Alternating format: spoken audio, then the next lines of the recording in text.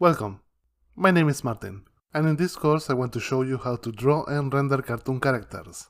This is a complete beginner's introduction to cartoon illustration. I assume you know next to nothing regarding how to draw or how to use any digital illustration software.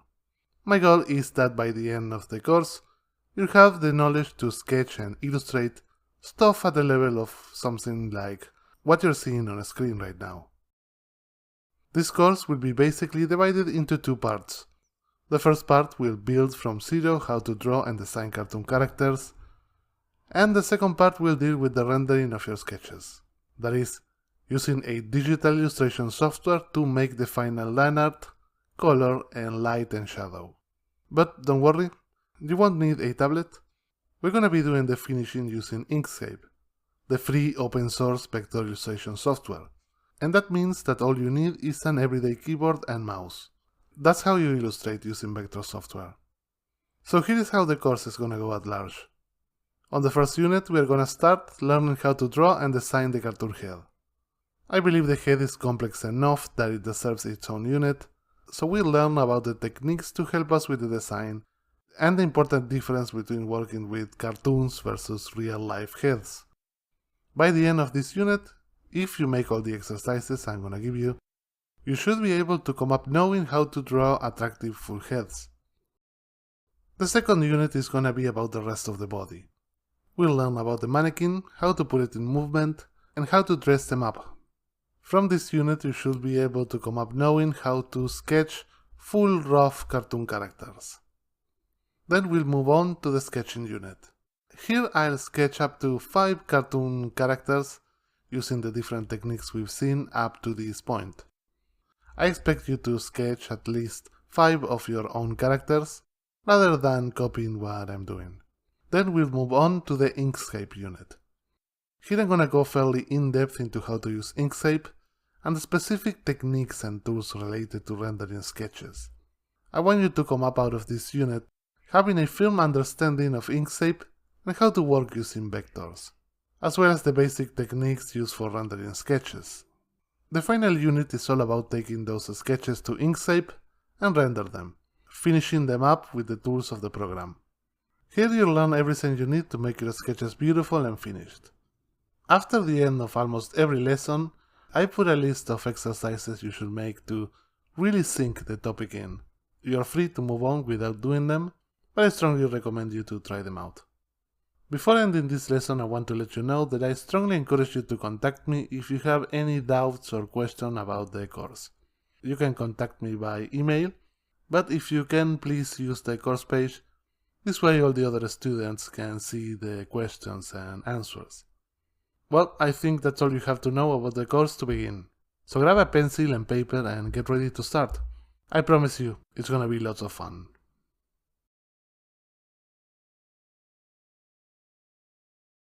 In this lesson I want to go really quickly about the way we are gonna be making the heads.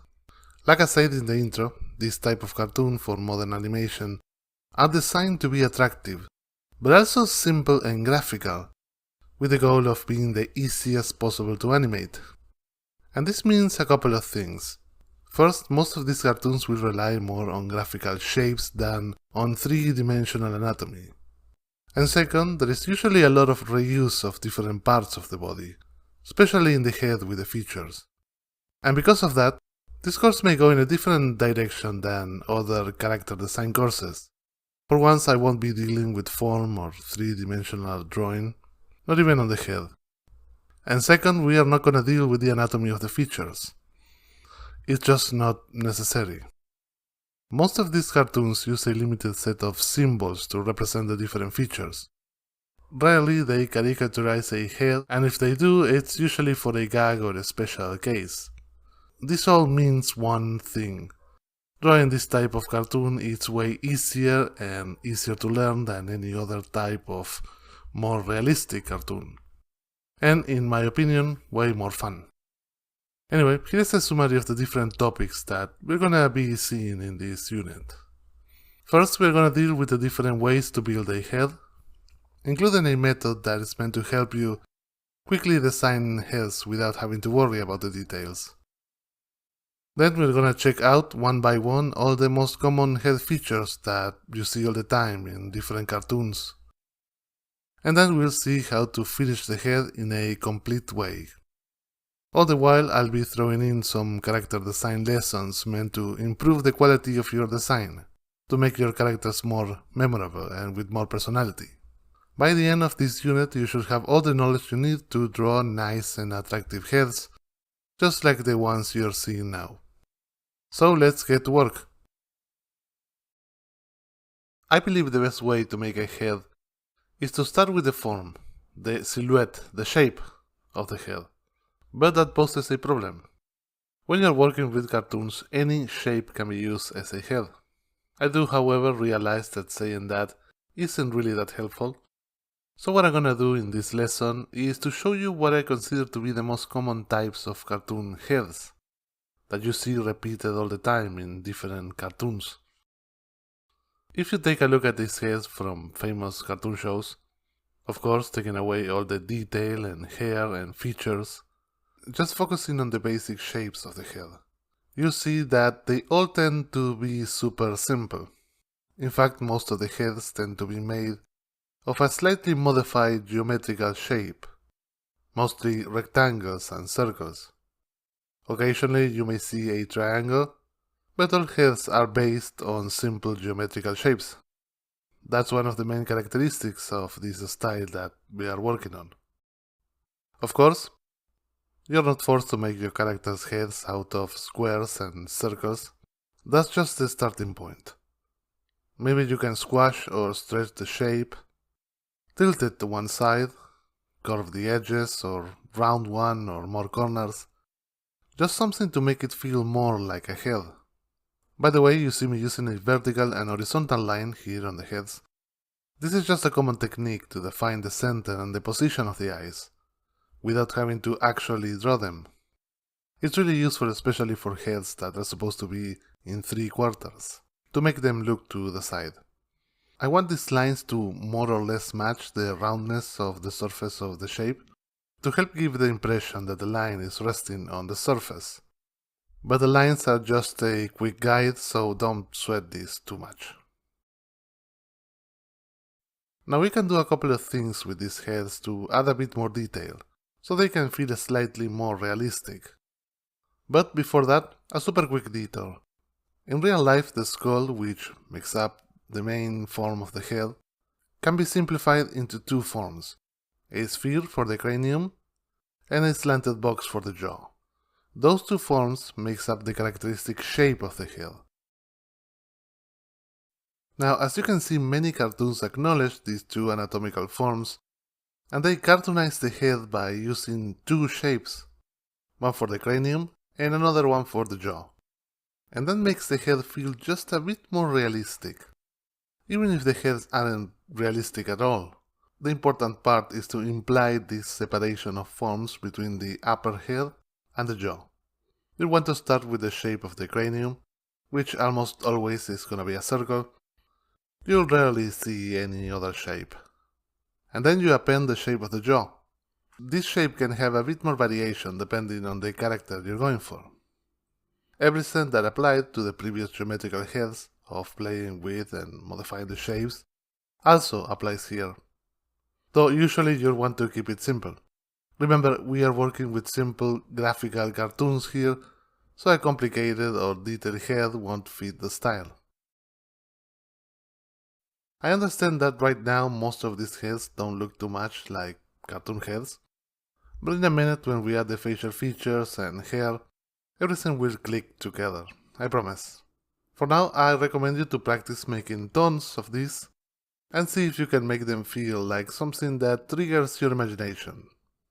Another really good exercise is to find your favorite cartoons and trace or copy only the head shape, just to see what the pros do with the heads. Now that you know how to make the shape of the head, it's time to add the features. And one thing that you could do here is just to go in and draw the eyes, the nose, the hair, all of that in one go. It's not hard once you know how to draw them. But here I want to use this opportunity to show you a little tool that has helped me enormously at the moment of designing interesting looking faces. But first I want to give you a quick explanation about how design works. What defines how good a cartoon head or body or anything looks has more to do with the large shapes than with the specific details. Now, what do I mean by the large shapes? Well, I mean the shapes that encapsulates up the features and other details, but more specifically the location, proportions, and empty spaces between those shapes. That is, the relationships that makes a head unique and interesting to watch. The details and the facial features also matter. They do affect the overall design, but without having a good design of those large shapes, the head won't look as good as it could. So if we trace over successful cartoon heads and worry only about those large shapes, here as you can see I'm using a circle for the eyes, nose and ears, and I'm also quickly going over the general shape of the hair. You should immediately see how these shapes communicate clearly the personality and idea behind the design of the head, without showing any detail. The most important stuff is here. This is what the design of the head truly is. So knowing this, why not start our heads using simple shapes instead of features and details? This way we can focus on the most important part of the design first and foremost, and not get bogged down by any time-consuming facial feature or detail. Instead of drawing eyes, just make a few ellipses that matches the location and size you want. The same with the nose. The ears can be half circles, and the mouth can be a line. The hair can be sketched super roughly. Remember, the goal here is to come up with interesting looking proportions and relationships as fast as possible. If we can make something that looks like an interesting character using nothing but lines and ellipses, then adding the details on top is gonna be the easiest part. And here you go. As you can see, making one of these prototypes is super fast and easy. Each of these heads took me no more than 10 seconds to make, and because it has like 90% of the whole design solved, it let us pre-visualize how the head could look, and let us iterate on it, if needed. And believe it or not, adding the details on top is the easiest part if the design is well made. All you have to do is to replace the ellipse and other shapes with nice and finished features, making sure to stay true to those shapes and sizes as best you can. And of course, the rest of this unit we are gonna be spending on how to do this, how to finish the head starting from this large shape design. Now, you can make this first pass like I did here, with hair and eyebrows and other details if you want, but since the goal is to make some design happen fast, I wouldn't bother with that for now. At this stage you can make great designs just by focusing on the head shape and features and nothing else. I'm telling you because hair and expressions are something that's a bit more advanced. And the truly important part here, as I said a minute ago, is the shape's location and proportions, not making something that looks finished. So for now don't worry about that. I recommend you to just make bold and hairless characters and focus on exploring creative heads with unique proportions and sizes and personality. The rest of this unit on the head we're gonna be building on this, learning how to make the features and hair and finishing everything that goes on top. We're gonna be using these prototype heads all throughout the rest of the unit to explain quite a few other concepts. So you need to be able to get how this works in a practical sense. I strongly recommend you to play with this and see if you can come up with some interesting designs. Eventually you'll develop a sense for good design, but for that to happen you need to practice making tons and tons of these heads. Once that you have built a design prototype that looks great, it's time to replace all those temporal shapes with nice finished features. But as you may have guessed, there are a million ways artists have cartoonized the different features of the head. However, if you pay attention, most cartoons actually use only a limited set of cartoon features. You'll find the same eyes, noses, ears, and mouths repeated over and over again through completely different styles from different eras. So what I'm gonna do in these next few lessons is to show you the most common features for this style that we are working on. What's gonna be on these lessons should be more than enough to get you making any type of cartoon you may want. Though some of the more specific and unique features and expressions I'm gonna leave for you to learn on your own. I also want to let you know that all of the features you're gonna see in the next few lessons, plus some other extra ones, are gonna be in a PDF file that I'm gonna leave you in the resources. This way you can check them out as a reference. So let's start with the eyes. First is the beady eyes. This type is not as common today as the other ones, but you still see it from time to time. It's basically just a tiny circle, often with a specular reflection on one side. Here what you can do is to stretch them into ovals, tilt them, and play with the separation. Remember that this type of eyes are supposed to be tiny, so don't make them too big. The next category of eye is probably the most popular type of eye in any cartoon style of any kind and era, the round eye. This is just a white circle with an iris and sometimes a pupil. The first thing you can play with is the iris and pupil, changing the size and whether it's gonna be a clear separation between them. You can get a completely different feeling for the eyes depending on this. But you can also change the shape and orientation and even form of the actual eye. That's another way to get a ton of personality. One thing to keep in mind is that many cartoons change the shape of the eyes based on the position of the eyebrow, especially at the moment of displaying certain emotions. We'll see more about this in just a minute.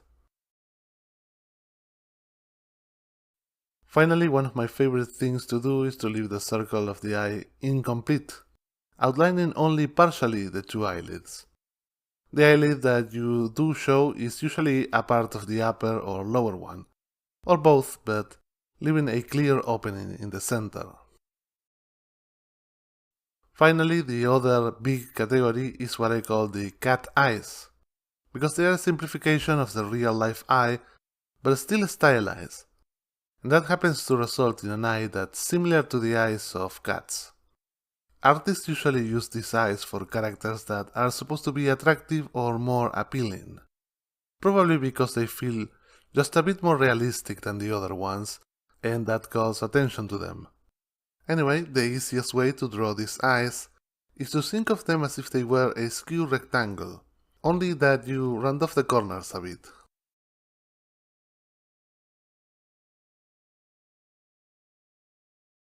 Here you can variate quite a few things, mostly how wide is the opening. For younger characters you'll want to make them wider, and for older ones you should make them closer. Also you can play with the eyes and the pupils in the same way than with the round eyes. One nice little trick you can do is to play with the inclination.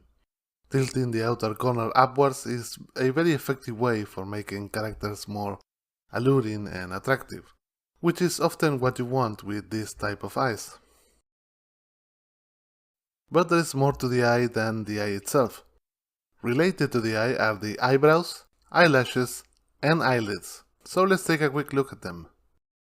Eyebrows are a fairly big deal at the moment of defining how a character looks, so let's take a quick look at the most common ones. The block eyebrow is one of my favorites and super common in this style of cartoons. Basically it's just a rectangle on top of the eye. Usually you won't want to bend it at all. Just make it a straight rectangle. Most variations come from the length and thickness. Similar to the block eyebrow is the rounded block eyebrow, where you round off the two ends, with the difference that you can bend it if you want. One of my favorite is a common variation where you round off one side and you leave the other one ending in a point, to create this kinda droplet shape.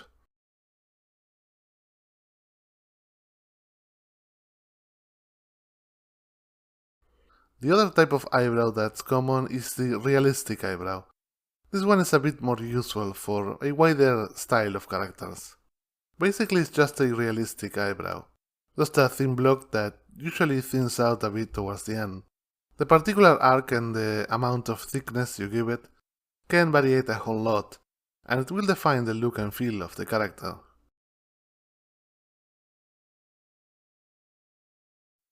Eyelids and eyelashes are something that's super important to communicate emotion. In cartoons, eyelids are often just a line that covers the eye partially, and usually it will have an arc to denote the roundness of the eyeball. In real life, the top eyelid covers way more space in the eye, so most cartoons only show the top eyelid going down, usually to denote a bored or fed up character. Also, don't forget that the eyelid will cover the iris partially. Notice that this also works with the cat eye, but since the cat eye usually will have this inclination, you'll have to be aware of where the corners start and end. Regarding the eyelashes, depending on the style and the character, you may not want to even bother with them, so you have to decide what you want. For graphical cartoons, there is a very common style you see all the time, and those are the ones I call the radiating eyelashes, because that's how you make them. You start with the common round eye, and then you draw anywhere from 3 to 6 eyelashes coming out. Here you can play with the location and width, as well as the quantity. You can even make them actually floating, not connected to the eye whatsoever. Then you have the slightly more realistic single-shape eyelid, usually left for females in makeup or kids with thick eyelashes.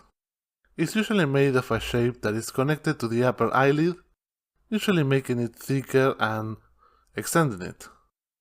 There are multiple shapes you can use. The most common ones are just a thick line on top of the upper eyelid that usually ends in this triangular shape. And that was the most common eyes and eye-related features. Now you have more than enough knowledge about eyes to make any head in this style. But there are more features to see, and we'll do that in the next lesson. This one is already a bit too long, and I want to keep them easy and fast to rewatch. So, see you there.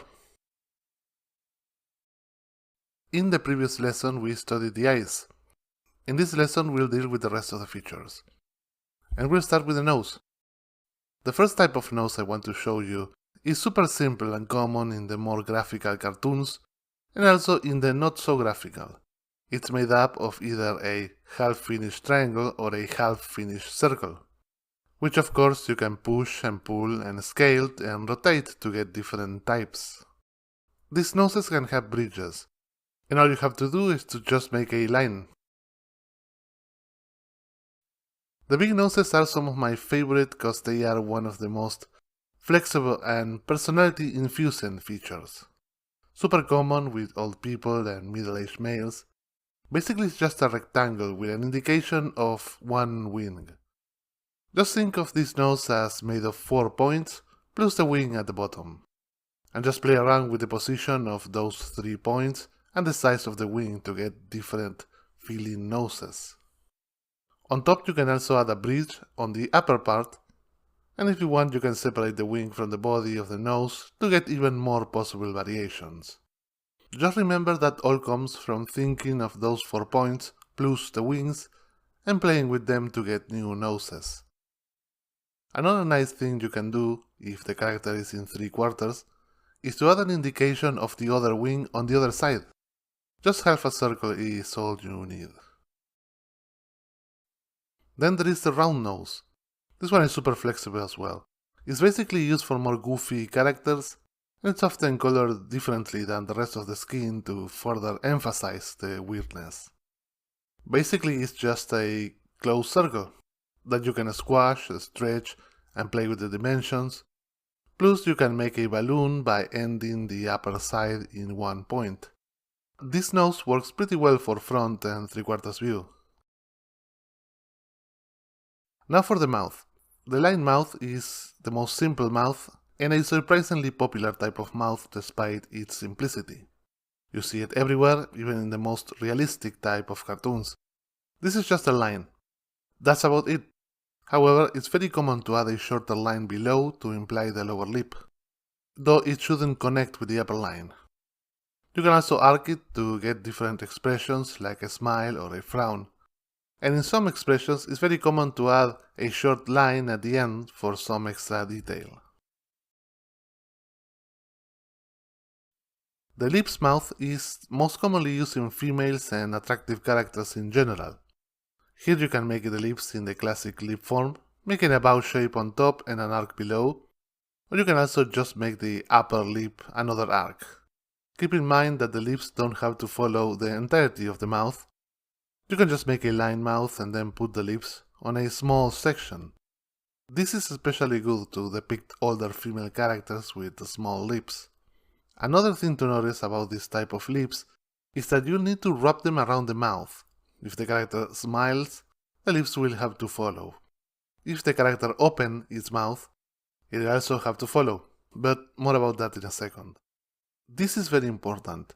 In 3/4, the lips will change to account for perspective distortion, and you'll often see the center of the bow moved all the way to the side and the arc with the apex to the side as well. Now let's talk about open mouths. There are many ways to make an open mouth, and I think that everyone can figure out how to make an open mouth from front view. It's super easy, you just make the mouth have the shape you want, usually an ellipse. Something open mouths often have is teeth. In cartoon the teeth are usually just a single rectangular shape, optionally with a few divisions for 3 or 4 individual teeth. Not too much, otherwise it'll look weird. More often than not, you'll see only the upper teeth showing. This avoids the problem of making the mouth area too busy. Unless you're making somebody crunching their teeth together, which is a common expression you see all the time. If the mouth is really open, sometimes you'll see the tongue. The tongue is just half a circle. For 3/4 open mouths, things get a bit more complex. Not too much once you know what to do. My technique is super simple, just make a C shape and close it with another C shape on the front. Then if you want, you can make the teeth and the tongue as well, just like before. This C shape can be altered to make a smile or a frown or any other mouth shape, just by playing with the shape, making it sharper or rounder. For as long as it's roughly constructed in a C form, it'll look good. Regarding lips, you can overlap the lips to any of the open mouths to create an open lips mouth.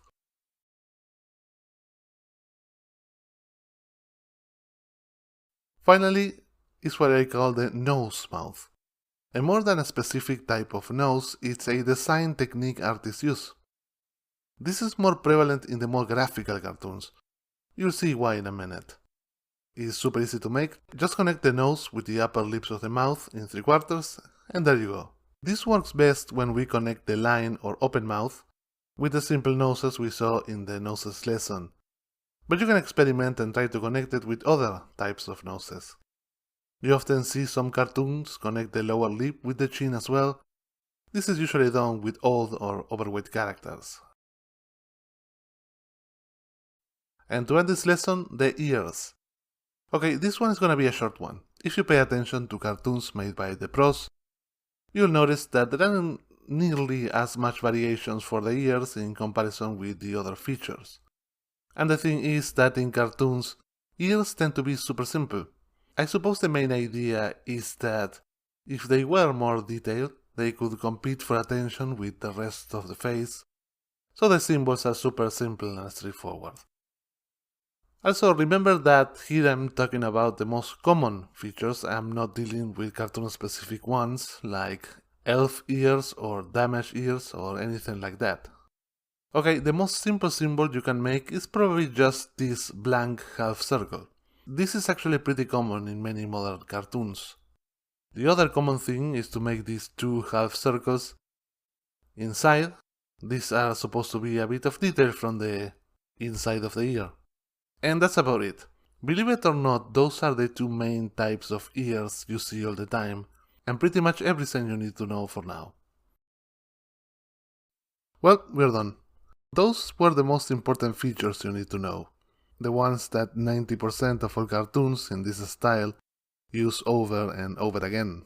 Most of the uniqueness of a character comes from the clever utilization of these small quantities of features, rather than creating something entirely new every time you want to draw a head. So what I would like you to do now is to go and find your favorite prototype heads that you made so far and start replacing the circles with these features you just learned. It doesn't matter if it looks good or not, just try tons and tons of combinations. Also, don't forget to get the PDF with all of these features and more in the resources section. I've noticed that most courses and books on cartoon drawing skip completely on how to make the hair. And I guess the reason is because there really isn't that much to it. Once you know how to approach it, making any type of hair is super easy. But some quick guidance can be helpful, so this is what this lesson is all about. So first I want to talk about the single most important thing you need to know about drawing the hair. In cartoons and also in realistic drawing, you want to draw the hair as simple shapes. Beginners are often tempted to make the hair as individual strands, but that's the wrong way to do it. When you're drawing complex and messy subjects, like for example the leaves in trees or patches of grass or hair, the most effective way of drawing that is by using a shape that takes the general form of that area. And doing this simplification is even more important for cartoons.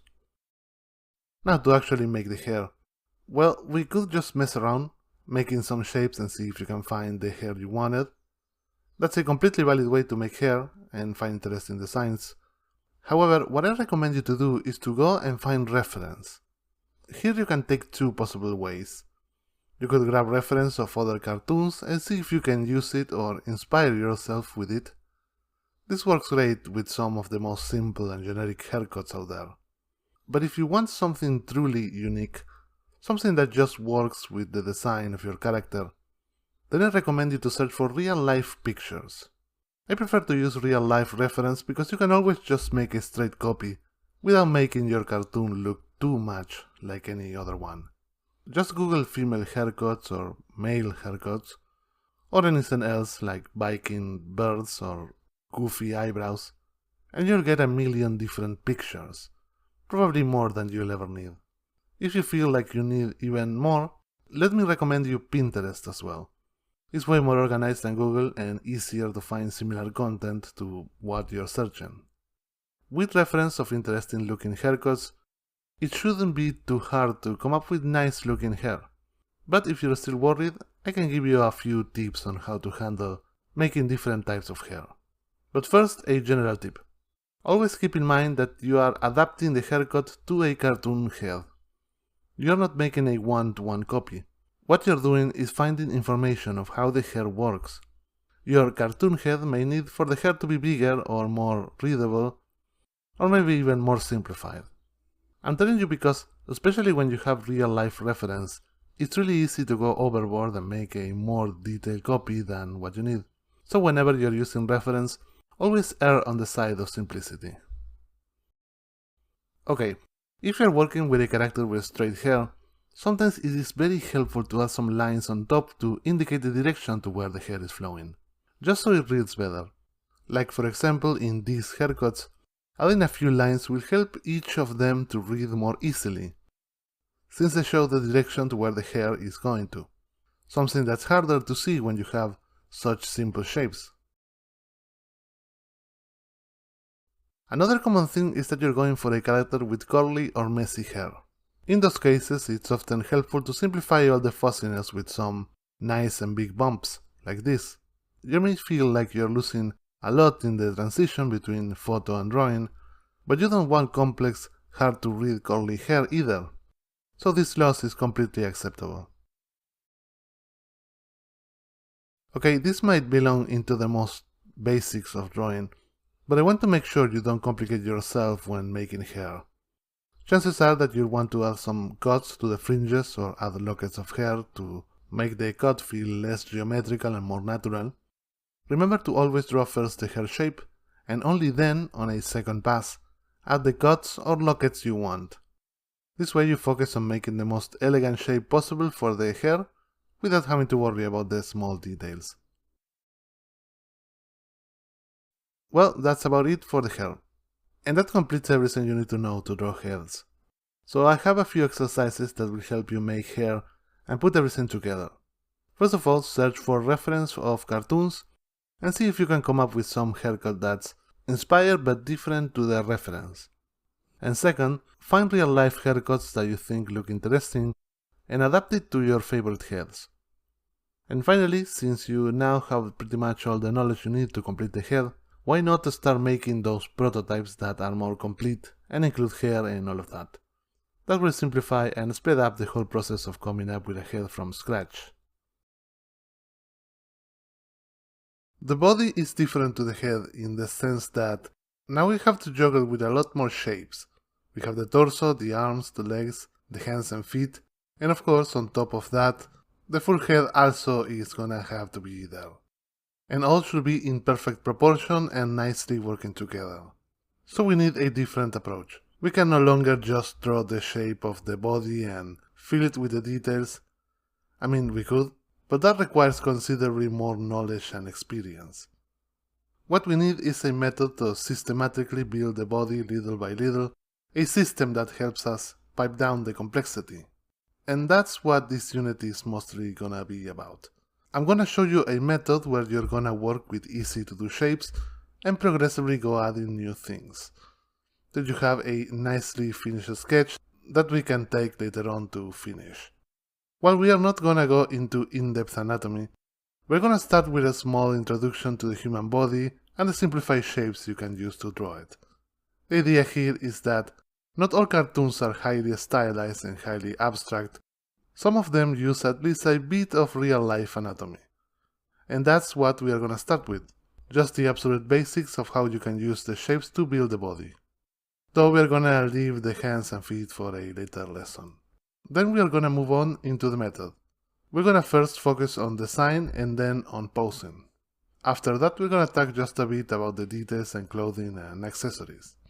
Again, in this style, the finishing is actually one of the easiest parts, mainly because they avoid detail or unnecessary information on the body as much as possible. But a quick lesson and some tips won't hurt. Anyway, by the end of this unit, you'll have pretty much all the knowledge you need to be able to fully sketch a cartoon character like the ones you're seeing here. Okay, we are ready to design our own characters. And to help with that, I want to introduce you to an awesome tool that you may have seen being used before, because it's very common when drawing characters. Depending on the artist, it can have different names. I call it the mannequin, and it's a bit of an analogous tool to the head prototype we saw in the head unit, because it has similar function. It is meant to help you with the process of designing and drawing a character by separating this process into two steps. One where you establish quickly and easily the main shapes and proportions and the position of the body. This will be the mannequin. And then on a second step, we use this mannequin as a guide to draw the final character with the details and the line art and everything on top. So how do you make a mannequin then? Well, that depends on the particular character, the pose, the style, and your preferred way of working. We are working with cartoons here. There really isn't a single mannequin that works for every character, because each cartoon can have drastically different bodies. However, most characters are gonna be heavily based on a version of the real-life body, so knowledge of anatomy do matters a bit. Now, I won't go into anatomy in this course for a couple of reasons. First, that's an advanced topic and I want to keep it beginner friendly. And second, you don't really need knowledge of anatomy to make most cartoon characters. However, I do believe some quick rundown through the most important shapes that makes up the body is gonna be heavily beneficial for any character of any body shape. So that's what we're gonna do now. So here's a diagram I made of the super simplified anatomical shapes of the body. This diagram represents the main shapes I think when I'm making a mannequin. I warn you that this is my personal way to abstract the anatomy of the body. I'm sure other artists will see the things in a slightly different way, but this works for me and I think it'll work for you. Now, not all cartoons are gonna have this exact same body, but this diagram represents the most complex mannequin you'll want to make. So if you learn how to draw this, if you commit to memory the different shapes that you see here, then it's not gonna be hard to play around with the proportions and positions, and even change a few shapes here and there to come up with your own mannequin that fits the character you want to draw. So now let's go through all of these shapes and clarify any doubts that may come up. By the way, before starting, I want to let you know that this diagram will be available in a PDF file in the resources, so you can use them as reference. Whenever I'm making a character, I like to start by making the torso. I believe that in a cartoon, it's the single most characteristic shape of a character. So for me, it makes sense to start there. This is the torso, and I like to think of the torso as being made of 4 distinct sections that you can play around and exaggerate to get to unique bodies. At the top is the trapezius section. This is a real-life muscle, and it has a unique relationship with the rest of the torso and the neck. In real life, the trapezius is a back muscle that extends to the base of the head, so all of this area that you're seeing here, it's kinda the back of the torso showing through the front. You can see this more clearly in the side view. This is important to know because it will define the way the torso looks in the upper section. It's not a straight line. It has this triangular shape that goes to the neck. It's bigger in males, and in females this muscle is there, but it's much smaller, making it barely visible. So have this muscle on mind when making the top of the torso. But what's more interesting is how it's related to the neck. I want you to notice that the neck is in front of the trapezius. Like I said earlier, the trapezius is part of the back showing through the front. That's the reason why the neck seems to penetrate a bit into the torso. You can see how this works better in side view. And because of that, the neck extends down the trapezius section length. When I'm making mannequins, I like to indicate the connection between the neck and the torso by closing the shape of the neck, like in this diagram. This way I can easily see if it's connected properly and the extent of the trapezius, which is gonna be important for some characters at the moment of placing the arms, as you'll see later. The next 2 areas of the torso are not gonna be nearly as complex. Going down the trapezius areas, we have the pectoralis area, where the pectoralis muscle is in real life. I like to separate this section because of 2 things. First, some cartoon bodies exaggerate this part of the torso to make supermuscular male bodies. And second, this area is important because this is where the breasts come from in females. Notice how the breasts hang from the bottom of this area down. You can see this clearly in side view. From front view, there is a trick to help you place the breast that I like to use. Just think of an inverted heart shape that connects with the sides of the neck. This trick also works pretty well in 3/4 view as well. Of course, I don't need to mention that this area is considerably wider for average male bodies than for the average female body. This next area is basically the connection between the upper part of the torso and the lower part, which ends in the waist. In cartoons, in the classic male body, this area has an inverted trapezoidal shape that connects with the pelvis. And in females, because of the classic hourglass torso, this is the narrowest section, especially comparing it with the pelvic section. Finally is the pelvic section of the torso. This area has its own complexities, mainly because of the way it connects with the legs. First of all, I want you to notice how in the male and female torso, this shape has a bit of a unique form. To me from the front, it kinda looks like an underwear shape, as if the mannequin were wearing underwear.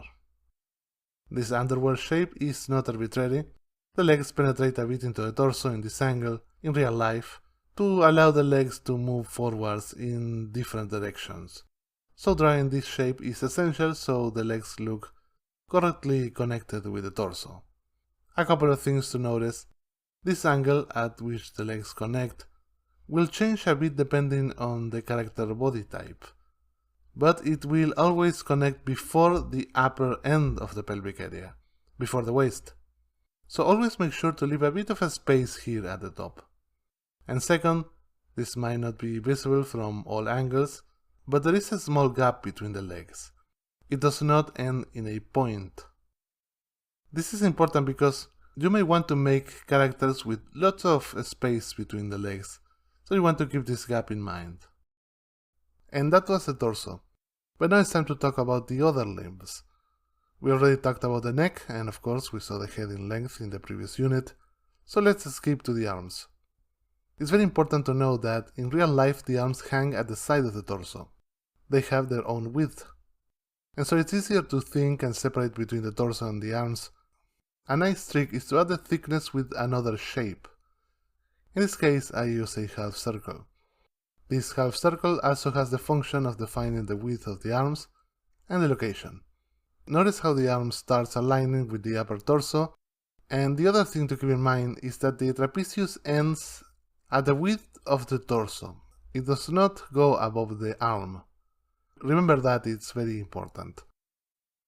From here I found that the easiest way to simplify the arms is to make the upper and lower arm as two triangular shapes. Of course, in real life the shape of the arm and the musculature is much more complex than that.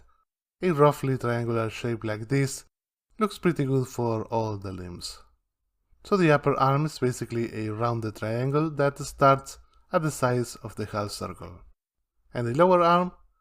Well, it's a bit of a more complex shape. Think of it as a teardrop shape. This is a fairly accurate shape to the real life form of the lower arm, and it's extremely important to get it right for any character that shows some musculature. A couple of things to notice. The shape must start before the end of the upper arm.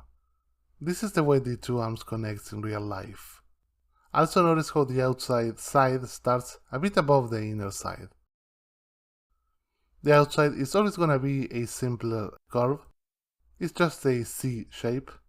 The inner side has a more complex S curve. This teardrop shape also repeats from side view and from all views. The muscles wrap around the bones in a very particular way, making the lower arm have this shape from pretty much all views. You'll notice that in both mannequins I made, the hands are two rectangles. I also made the feet as super simple triangles. Hands and feet are very well known to be fairly complicated to draw. The truth is that even in cartoons the shape requires some extra study. So what I decided to do is to make a single lesson dedicated to the hands and feet. For now I recommend you to leave them both for the finishing stage and make all mannequins with rectangle hands and triangle feet. We already saw how the legs connect with the torso and the importance of the underwear shape on the lower section to help you connect the legs. Now let's look at the legs themselves. I want you to notice how the legs mirror what happens in the arms. The upper leg has a roughly rounded triangular shape, just like the upper arm, and the lower leg has this characteristic teardrop shape that we already saw in the lower arm. But going a bit more in detail, the upper leg starts at the points defined by the underwear shape, as we talked earlier, and ends in a point. This point is where the kneecap is. Notice the difference between the male and female upper leg. The male leg tend to be more muscular and therefore a bit thinner and spread apart.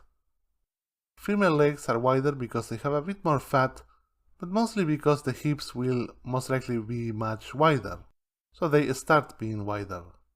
The legs are a part of the body where the side view really matters. Notice in both male and female, the upper leg still has this roughly rounded triangular shape, but now the back side is much flatter. So there is this roughly flat side on the back and a roughly rounded side on the front. Like I said a minute ago, the lower leg has a similar shape to the lower arm from the front. It starts just above the end of the upper leg. If you remember, that was where the kneecap was gonna be. And it follows this teardrop shape till it gets to the foot. What is different from the lower arm is in the side view, where the theme of one side flat and one side rounded repeats, but now opposite to the upper leg. From side view, the lower leg is wider at the top and thinner at the bottom, so the apex of the curvature is gonna be on the first half. Notice how the lower leg starts just a bit behind the upper leg. This is how the legs are in real life, and it's meant to help balance out the body. And of course, if you remember from a minute ago, I say that the hands and feet, we were gonna be seeing it in a future lesson. For now, I like to make the feet as triangles during the mannequin phase. And that was it for the mannequin. Like I said in the beginning, these diagrams represent the single most complex and realistic style mannequin you'll want to make. If you master it, you should have everything you need to make any type of character with any type of body. So now let me give you a quick demonstration of how you will use these shapes to design your own characters. What I'm gonna do is to apply each of these shapes to completely different proportions than what's on the diagram. I'm gonna play with the different shapes, squashing and stretching them, making them bigger or smaller, and for as long as I respect somehow the relationship and placement of the different shapes, the mannequin is gonna look like a correct cartoon human. I might merge or alter one shape or another. For example, you notice that I don't like to mark the separation between the trapezius area and the pectoralis area, and that's okay because even if I don't draw it, I'm thinking about it. I'm making sure the neck won't overextend past the trapezius area and giving the torso the classic triangular shape that the trapezius area gives it. That's what you do when you understand and get familiar with the shapes. The thing is that the diagram represents a roadmap to the basics of the human body, so you understand better how the body works. It's a tool. Once you understand how to use it, you don't have to follow it to the letter. I do, however, recommend you that for now, you do follow it pretty closely, just as a safety measure to eliminate one more variable. And here there are, different mannequins of different body types, all made using the shapes of the diagram. Now it's your turn. Grab the PDF with the diagram and use it as a reference to do the same thing I did here. Make tons and tons of these designs, but very important, draw them in this front view. Don't worry about putting them in dynamic poses quite yet, we're gonna do that in the next lesson. For now, focus on using the shapes to design cool characters and attempt to memorize the shapes of the diagram so you don't have to rely on it every time you want to draw a character. Hopefully now you're able to make your own cartoons, even if they are simple geometrical shapes in static positions. But chances are that you'll want to draw them doing something cool, or at least standing in a more interesting way. And the problem is that there are some subtleties you need to know so your character looks good when it's in a dynamic pose, and that's what we are gonna be seeing in this lesson. And let me be honest here, drawing the body in movement from imagination is actually pretty hard, especially in the more dynamic poses. The problem is that when you're a beginner you lack the visual knowledge about postures, so you have to improvise, and more often than not, improvising results in some terrible drawings. The good news is that there is a cheat that can help you. Something that artists of all skill levels do all the time. You can use reference, which in this case means finding a picture with the posture you want, and then adapting it to your character. So the first step is finding the right pictures. I would recommend you to use either Google or, better than Google, Pinterest. Just search for something like standing poses or fighting poses, or maybe even gesture poses, to search for gesture drawings. I would also recommend you to go for real-life pictures, because what you want is knowledge about how the different forms of the body interact with each other to make a particular posture, and pictures do that better than an artist's interpretation of a posture. But it's up to you. An unnecessary but sometimes helpful in-between step is to take the reference and find each mannequin. Just drawing on top or at the side the shapes that we saw on the previous lesson, just to see more clearly what you'll need to adapt to your character. Doing this will also help you memorize the little subtleties of the pose and give you a more direct way to translate it to your character. So if you're just starting out, I recommend you to do this. Now it's time to adapt the pose to your character. Hopefully now you have a ton of mannequins made from the previous lesson. This step is probably gonna be quite challenging. The problem lies in that you need to keep the spirit of the pose while retaining the cartoony proportions, which may require some adapting and of course practice. So it's not nearly as straightforward as it may seem. For that reason, I'm gonna go through some of the more important character design concepts that apply to posing your character. Pay attention because this information is essential for your character to look good in general. Okay, the very first thing you should watch out for is the line of action of the pose. The line of action is a line that usually goes from the head to one of the legs and that captures in a single line the whole movement of the body. This line is usually gonna be a nice and smooth C or S curve, even in standing poses. If the legs are separated, you'll have to choose which leg is more important for the pose and which leg makes the curve flow more naturally. This line of action is a very nice tool to help you make a posture more natural and dynamic. I like to start drawing the head, and then add the curve. Then I try to place all the different parts of the mannequin, trying to follow it as best I can. You will not believe how much of a difference this little curve makes. It will transform completely any stiff pose into something that feels more natural. Let's talk about rhythms. Rhythms are a similar concept to the line of action. Basically, they are an imaginary curve or line that joins the different parts of the body and that makes them flow from one to another.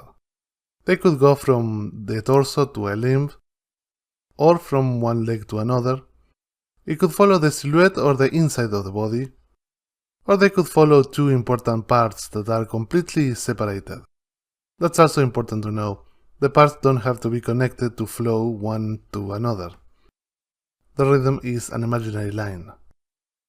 Just like what happens with the line of action, these rhythms will help you connect and align the different parts, and that will result in a character that feels more solid and pleasant to the eye.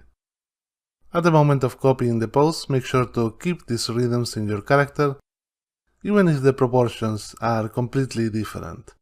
Remember that you are in control of what happens on the paper, so you should draw the character in such a way for these rhythms to be as clear as possible, exaggerating one or another according to what looks best. Another thing to be aware at the moment of picking and drawing a posture is the silhouette and clarity. The silhouette is the shape that makes the visible part of the body. So in the case of this picture, for example, the silhouette will be this, the black shape. As you can see, you cannot see anything happen inside of that area, only the contour.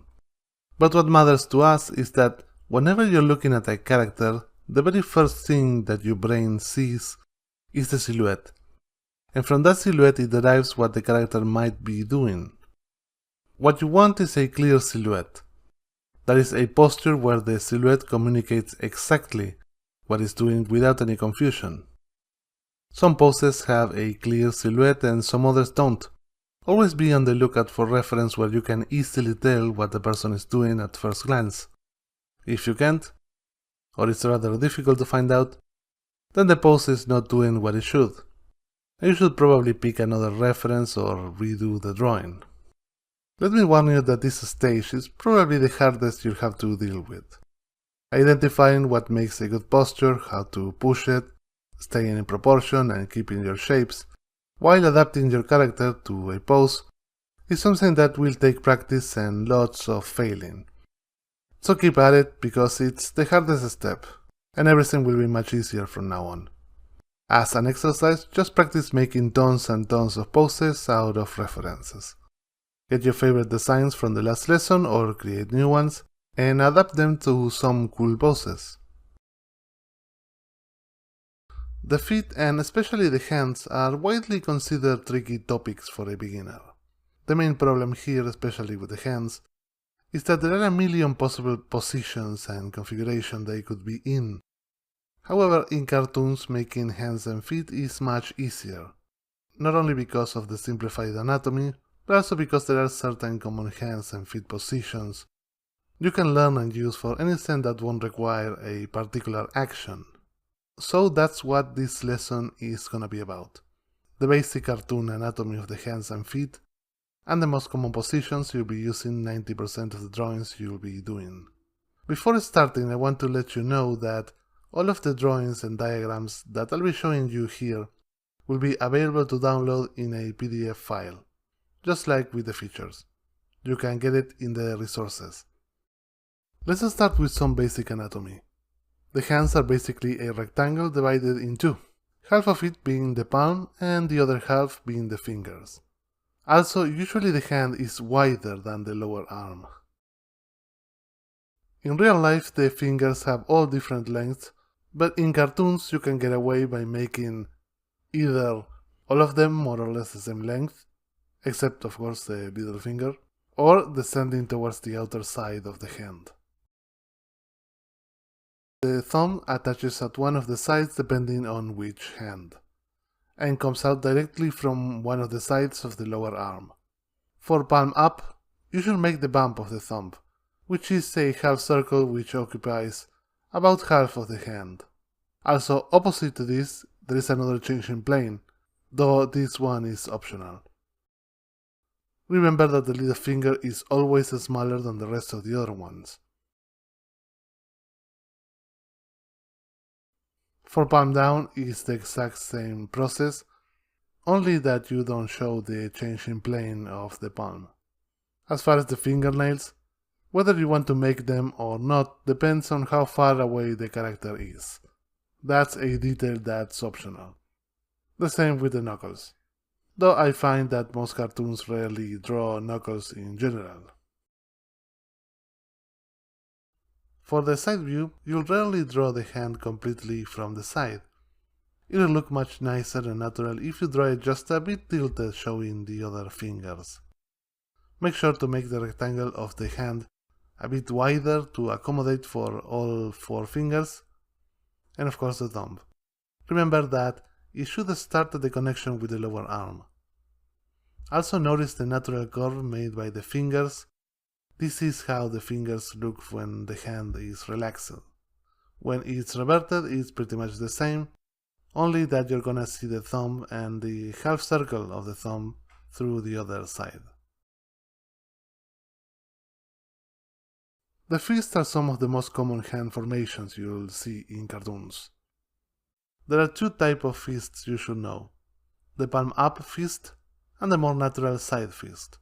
For the palm up fist, you should first draw the rectangle of the palm, and then you draw the fingers in this staircase pattern. Make sure to leave a space on top to show the plane of the first finger. Then you add the thumb on top.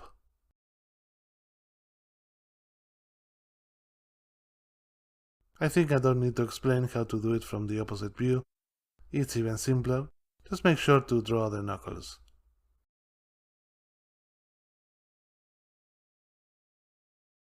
Then there is the side fist, and just like with the side hand, you'll want to give it a bit of an inclination so it looks more natural. This time make the rectangle of the palm, and here's an interesting thing: draw the fingers again in this staircase pattern, with the very first finger having this extra line to imply that is curled in there. Then you add the thumb just below. And the other way around is practically the same, but with the pattern inverted, and the thumb is just below as well.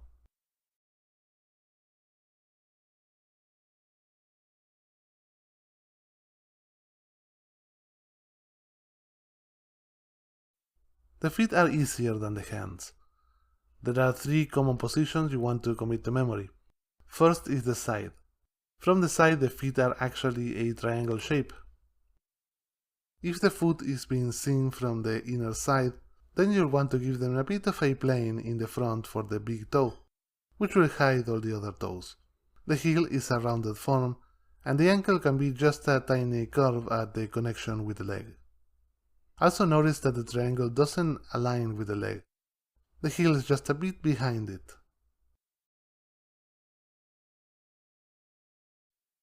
From the opposite side, the exact same shapes repeat, with the main difference that you want to draw the fingers in this staircase pattern. It will be also helpful to draw the fingernails, though that depends on how far you're seeing the feet.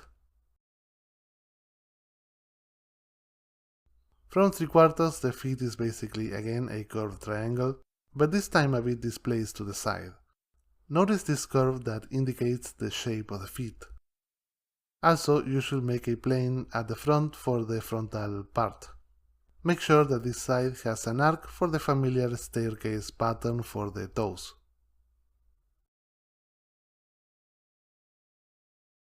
From side view, the feet are also super simple.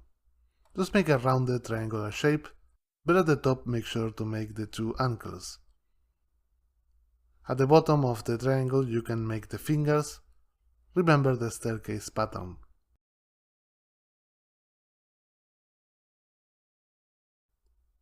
And that's about it for the feet.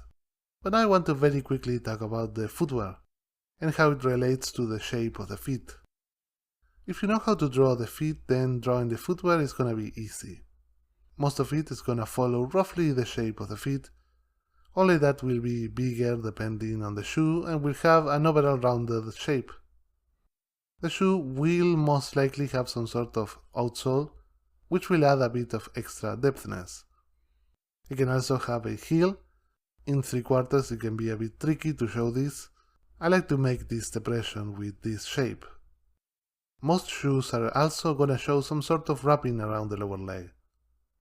This means that the shoe will have some volume there. And finally, most shoes will have some sort of detail on the top section, and some will wrap from one side to the other.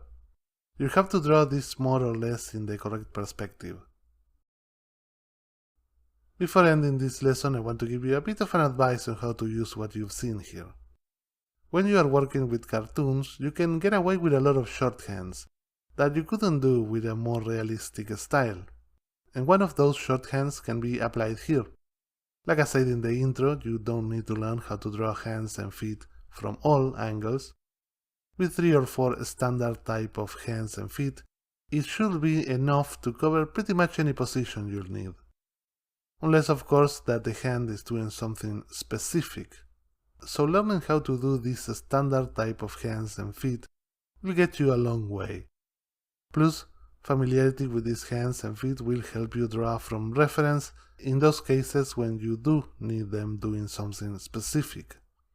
Okay, with what you just saw here, and a bit of reference for those extra unusual positions, that should be about everything you need to get going with the hands and feet. As an exercise, grab the PDF and copy my drawings until you memorize them completely. Okay, now it's time to finally grab all those mannequins and add the final line and clothing or accessories to it. This part, believe it or not, it's not actually that hard. In fact, I would dare to say that this part is probably way easier than making a correct mannequin of a body in a dynamic pose. If that mannequin is indeed correct, with good body design, silhouette, shapes and all of that, then everything should be smooth sailing from now on. I think that there are two separate things you should keep in mind when you want to go from a mannequin to a finished sketch: the body and the clothing. For the body, the finishing should be pretty intuitive. Just smooth the hard corners made by the hard shapes you use in the mannequin. The mannequin that I show you is already heavily based on real-life anatomy, so if you follow it, the final body line, the line that's part of the body and not the clothing, should be pretty similar to the mannequin. But sometimes a bit of reference can help you draw some things we haven't seen, like some bumps and overlappings of particular poses, or bended or twisted limbs, or some specific musculature that we didn't saw. Some of those details can be hard to realize on your own. I also believe that having a cartoon reference in a similar style to what you're going for is essential, so you can compare and inform yourself and also see how other artists solve particular problems. Maybe they didn't even follow real-life anatomy, or maybe they simplify something into a very clever way. This sort of information, you're not gonna get it out of a real-life picture. Regarding clothing and accessories, I can't possibly know what type of clothes you want to use with your characters But what I can do is to give you a few techniques and tips to help you at the moment of dressing your mannequin. This first one should be annoyingly familiar. Reference is always gonna be important, not only to be able to come up with believable clothing, but also at the moment of seeing how cartoons handle certain types of clothes. Again, the importance of gather cartoon reference as well as real life reference. Some clothing behaves and looks different in real life than it does in cartoons, so when designing the clothes of your characters, always search for reference of what you want. Once you decide what you want to draw, search for reference of cartoons wearing similar clothes or at least similar fabric. I would strongly recommend you to use Pinterest here. With Pinterest you can use the features that recommends you a similar image to the one you have selected. This way you can find what you want visually with relative ease. This is especially important for the cartoon reference, where Google will only throw you countless cartoon images of stock sites rather than cartoons made by professional artists. Now I want to share a few tips regarding the specifics of making clothing. It's very common for the clothes to leave the silhouette of the body, especially baggy clothes. Think of the sleeves of a shirt or some big shorts. In many animation shows, character designers avoid any type of loose clothing to ease the work of animating characters, so the clothing all looks like it's super tight on the body and do not leave the silhouette. I believe that you should make a conscious decision at the moment of making the clothes, because some clothes lend themselves more to be loose and leave the silhouette of the body, and some others don't.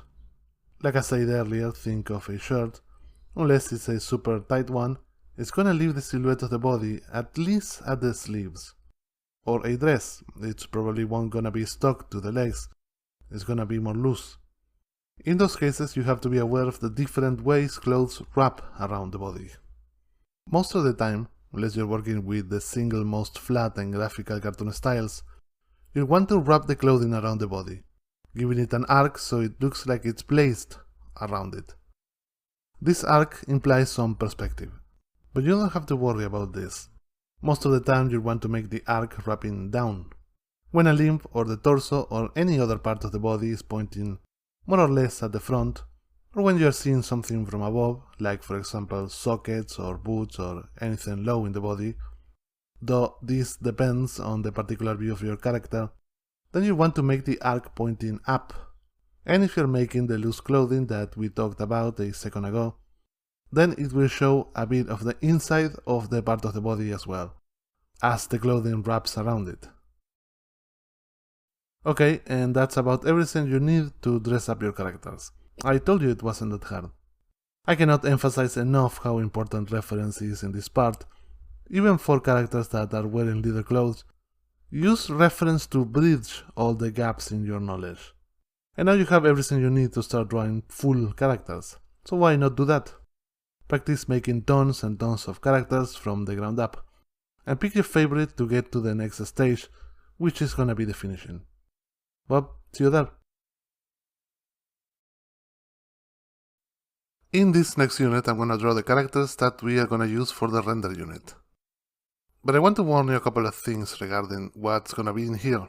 One thing I want to leave very clear is that you should definitely use your own characters rather than copying my own. Not only is it gonna be more rewarding to you, but also it's gonna be more educative to see how the process works through and through. I decided to show you the drawing process mainly because I thought it would be weird to just come up with some character sketch out of the blue in the render unit. And also just to give you an idea of how each of the parts of making a character come up all together at the moment of sketching something. So let's leave this very clear. My goal here was to get to a sketch. I did not want to finish and make a nice and smooth line rendering. This course is all about making characters in the style of what you see in today's animation, and for that you need to render something in an illustration software. In our case, the vector software Inkscape. And we don't need a nice and pristine drawing to do that. A rough sketch is fine. If there are some minor problems in the sketch, You can always fix them later in Inkscape. And you see a couple of occasions where that happens to me. Also, I don't need to tell you that, just like all drawings in this course so far, you can and should follow using pen and paper. After ending each lesson, I'm gonna export the character as a PNG file, so we can use it in Inkscape in the next unit. However, if you're using pen and paper, you can always take a picture with your cell phone or any other device and import it into a PC as an image. We don't need the sketch to be super clean, for as long as it's legible. Anyway, that's all I wanted to say for now. Let's get to draw. For the very first character, I wanted to draw something that was super common and super easy to draw. This character is so easy that you could draw it even without a mannequin stage, though I made it into 2 stages just for the sake of consistency. It's the common boy with the common boy-girl body that you see in a ton of animation shows. It is one of those characters that's mostly made out of the shapes of its clothes. It is basically made of 3 rectangles, plus the limbs which are made of the classic tube arms. To accentuate the fact that he is meant to be a nerdy and unathletic character, I decided to give him super baggy clothes and shorts above the waistline, which is strongly associated with nerdy characters. Also notice how the shapes variate in size and space. They are not all equally spaced. Notice also that the character here is in a super static pose. I did not use any reference poses. In fact, I did not use any reference for the poses of most of the characters you see here. And the reason is because I wanted the characters to work nicely together in the cover, so I went for lame static poses. Anyway, that's another reason why you should use your own characters with your own cool poses. I think you should be pretty familiar with everything I'm doing here. If you made all the exercises I've given you, you should have done all of these a ton of times, so there isn't much to say, at least for this character in particular. But I do want to talk a bit about the mistake I made with the hair. Basically, I didn't know exactly what I wanted to do. I guess I was going for some really lame, nerdy haircut, but I was overconfident and I fell for the classic mistake of not searching for reference. And the result is that I'm unhappy with the way it looks. However, I decided not to re-record it with a better hair, because this gives me an opportunity to show you not only how we can fix a few minor things at the moment of finishing it on Inkscape, but how we can also directly draw on the program. In fact, I have an entire course dedicated to drawing characters entirely on Inkscape, using only the mouse and keyboard. Check it out in my profile if you're interested. So we're gonna do that, redraw the hair at the moment of rendering the drawing, using the mouse and keyboard. And hopefully you see the power of Inkscape to fix and refine things. In fact, I want you to notice one important thing about this and all the other sketches that will be coming. This is a quick sketch. There's nothing finished about it. It's a relatively rough sketch that captures the idea in a more or less complete way. The hair thing was a mistake, but in general I don't like to make super finished sketches when I'm sending something to Inkscape. First, because it's not necessary, and second, because it gives you an opportunity to draw and retouch the idea in the program itself. The more familiar you become with Inkscape, the rougher the sketches you're gonna be able to send and finish. And in the state this sketch is, it's more than completed enough so we can have an easy time finishing it in there.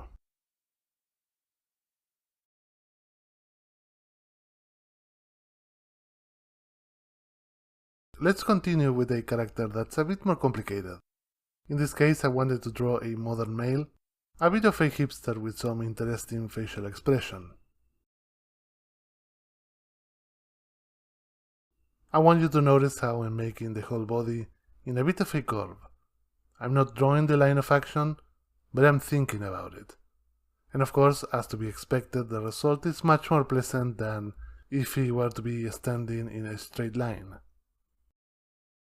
One of the great things about working with mannequins is that you can work in stages.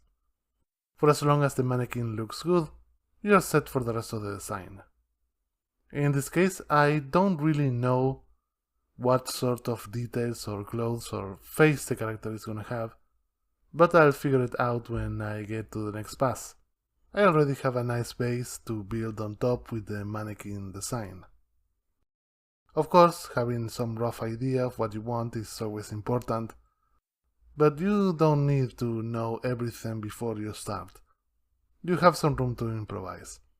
In this case, the one thing I had in mind before starting was the expression, and that he was gonna be relaxed holding something, and I built the rest of the character based on that. I thought the character didn't need special clothes or anything, just some common jeans and a common shirt was enough.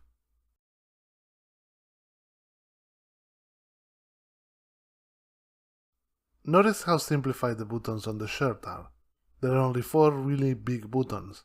Or how big are the sleeves and the folds of the shirt or the belt. This is what I meant when I say that you should make the details visible and readable in cartoon form. It's not hard to do once you know how, but failing to cartoonize the details is a very easy and common mistake to do. I originally have the idea of making him to have the other hand in his pocket, but then I thought that the whole design looked a bit barren, so I decided to add an accessory right there. One of those purses for males. I thought it would fit pretty well with the coffee drinking hipster character. And that's about it for this character. There are a few things I feel like I can retouch later, like the leg separation or the hand grabbing the coffee. All of those things should be easy to fix in Inkscape, so I didn't even bother to do it here on the sketch.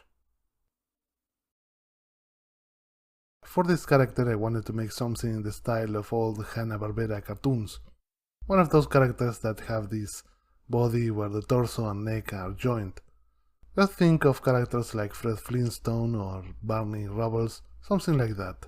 Characters with bodies like this are fairly common in cartoons, and if you set yourself to study the work of other artists, they are much easier to draw than bodies that are more anatomically realistic and require the mannequin as a tool to draw them correctly.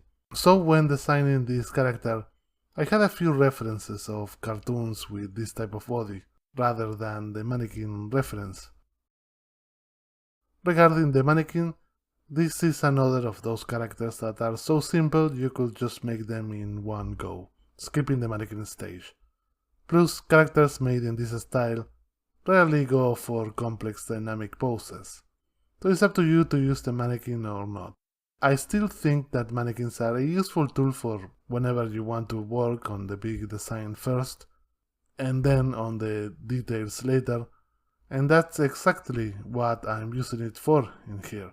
When I started to make the silhouette, I didn't have any idea of what I wanted to make, but once the mannequin shapes are there, it's way easier to just use your imagination and just try stuff out and see if it works. That's my favorite way of working with cartoons. For the details, I wanted to do something super simple as well. I thought that the body type fit some work line that's considered ungrateful, so I made the classic unhappy bellboy waiting for the luggage. Other than that, what I can tell you is that the references helped me a lot. I had an idea in mind for what the traditional uniform of a bellboy was, but it was reference that allowed me to handpick what it worked for this character and leave out what didn't. And that's one thing you should keep in mind. You should always mix and match reference to not only make it unique, but also to make sure it fits your character. Okay, we're almost done. I love making this type of characters because they are so goofy and easy to make. For this character I wanted to draw something a bit more complex, something that shows the process of building a character from a body by adding the clothing on top. So this character is gonna have a bit more complex silhouette. The body of the girl is gonna be super simple. It's just the classic body archetype of the big-headed kid with the two limbs that you see all the time in TV shows. I didn't even bother with the separation between the upper and lower limbs, or by adding an underwear shape to pull the legs from. This body is simple enough that you don't need to draw these separations. But I am thinking about them, making sure that what I'm drawing fits those shapes from the mannequin. The only other thing worth noticing here is how important the line of action is for the pose, which in this case, again, I didn't draw it, but I'm thinking about it, and the result is that the whole body has this pleasant curve. For the face, I had in mind this very teenager face, with a bored look and chewing gum.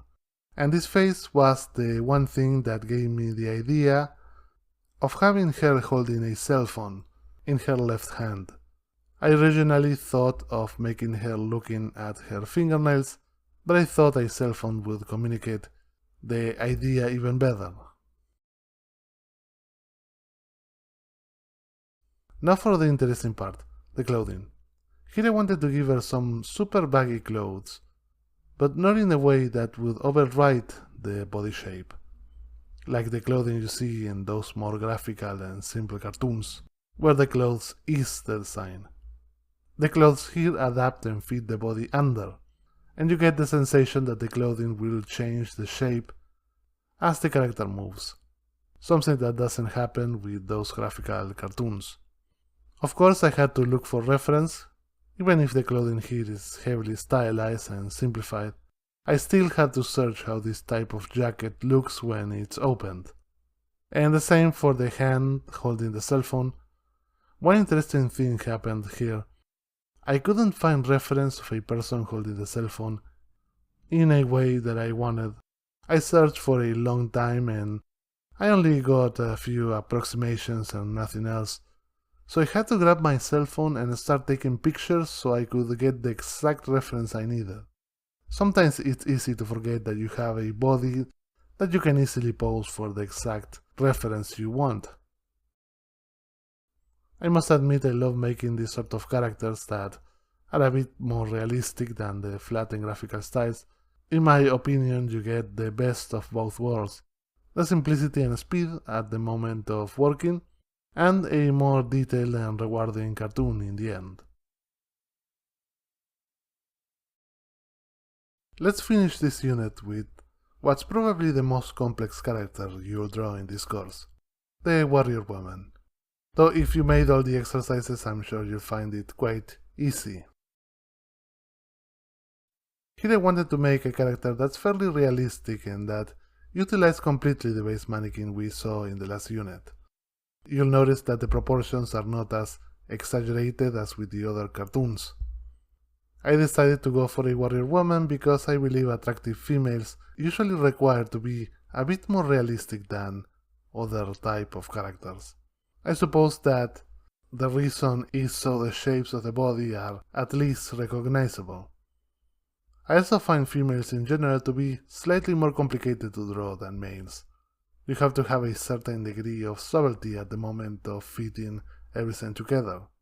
You want to be extra careful with the line of action and the body rhythms. I'm sure you'll see clearly the classic C-curve in the pose, and of course the rhythms from the pelvic area going to the legs and the upper torso. This is where you see how important the line of action and rhythms are to make the pose feel more solid. Regarding the details on top, for the face I wanted just a generic attractive female face. And for that I used the foolproof technique of using the cat eyes with the eyelashes and the lip mouth with a tiny nose. Though I might retouch some of the proportions in Inkscape, making the nose even smaller or the eyes even bigger. I find that in general the face is something that's easy to retouch in Inkscape, because it's super easy to move and scale things around and try different variations in the proportions.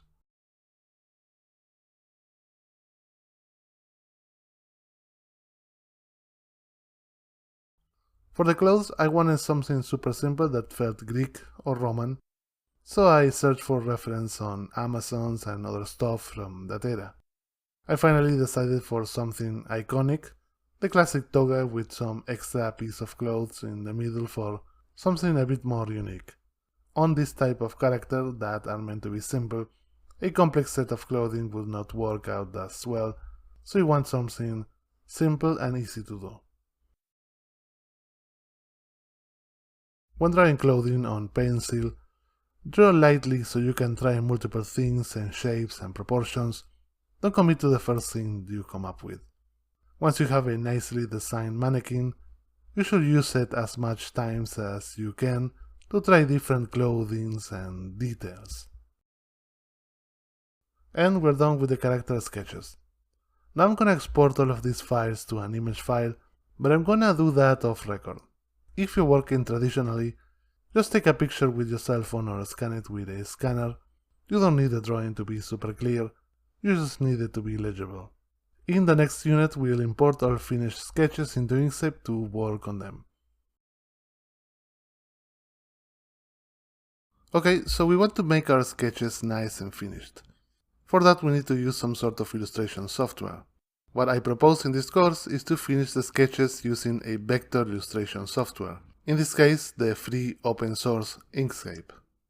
And the main benefit is that you can make the finishing and get results like this without the need of a tablet, just using the traditional keyboard and mouse. Now, if you're new to vector illustration, or even just new to Inkscape, things can get a bit complicated. Vectorial illustration is a different paradigm that you have to get used to, and Inkscape can be pretty complex to use. So in this unit I'm gonna introduce you to the wonderful world of vectorial illustration and Inkscape with a short 5-lesson mini course, and a few extra lessons that will go more in depth into what we want to do, that is, finishing the sketches. I will also let you know that a few of these lessons belong to an older course of mine on 2D rendering using Inkscape, so if you're left hooked with Inkscape and the power to render 2D images, I suggest you to check it out on my profile. What's more, in the final lesson of this course, I'm gonna leave you discount coupons for all my courses, including that one, so check it out if you want. I suggest you to take this unit slowly and with calm. Learning a new software is not easy, but it will pay off immensely. Vectorial illustration really opens up a completely new world that's somehow in the shadow of traditional pixel-based illustration. In my opinion, as a vector illustration fan, and artist in general, it's hugely rewarding and well worth the time investment. In this lesson I want you to get familiar with the user interface. This way, by the end of the lesson, at least you'll have some general idea of what each of these bars and buttons do, or at least how they are organized. Because I know all these tiny buttons all together can get to be pretty confusing, especially if you've never worked in a vector software before. But the first step is getting the program. Inkscape is a free open source software, which means that you can download for free the latest version in the official page inkscape.org. Once there, just go to the section that says Downloads. There you'll see a list of multiple download options. Just pick the one that fits your operative system, then download it and install it. Once you open the program for the first time, this is what you're gonna see. This is the default user interface. So what I'm gonna do now is gonna be going one by one and give you a quick and loose idea of what each of these UI elements do. Later on, as we move on with the course, I'll go more in depth into the relevant bars and buttons. The first UI element you're gonna notice is gonna be this big white area with this black rectangle in the middle. This is the drawing area. This is where you'll be making your illustrations. This area is way bigger than it looks. It extends virtually infinitely in all directions. So you have a lot of space to draw whatever you want. As far as the black rectangle, this is a guide the program creates by default in all new documents. So it's gonna appear in every new document you create. This guide is here because Inkscape is a vector illustration software, and these types of programs are mostly used for graphic design. So this guide is made for the creation of PDFs, cards, brochures, and that kind of stuff, where it's helpful to have a clearly defined border.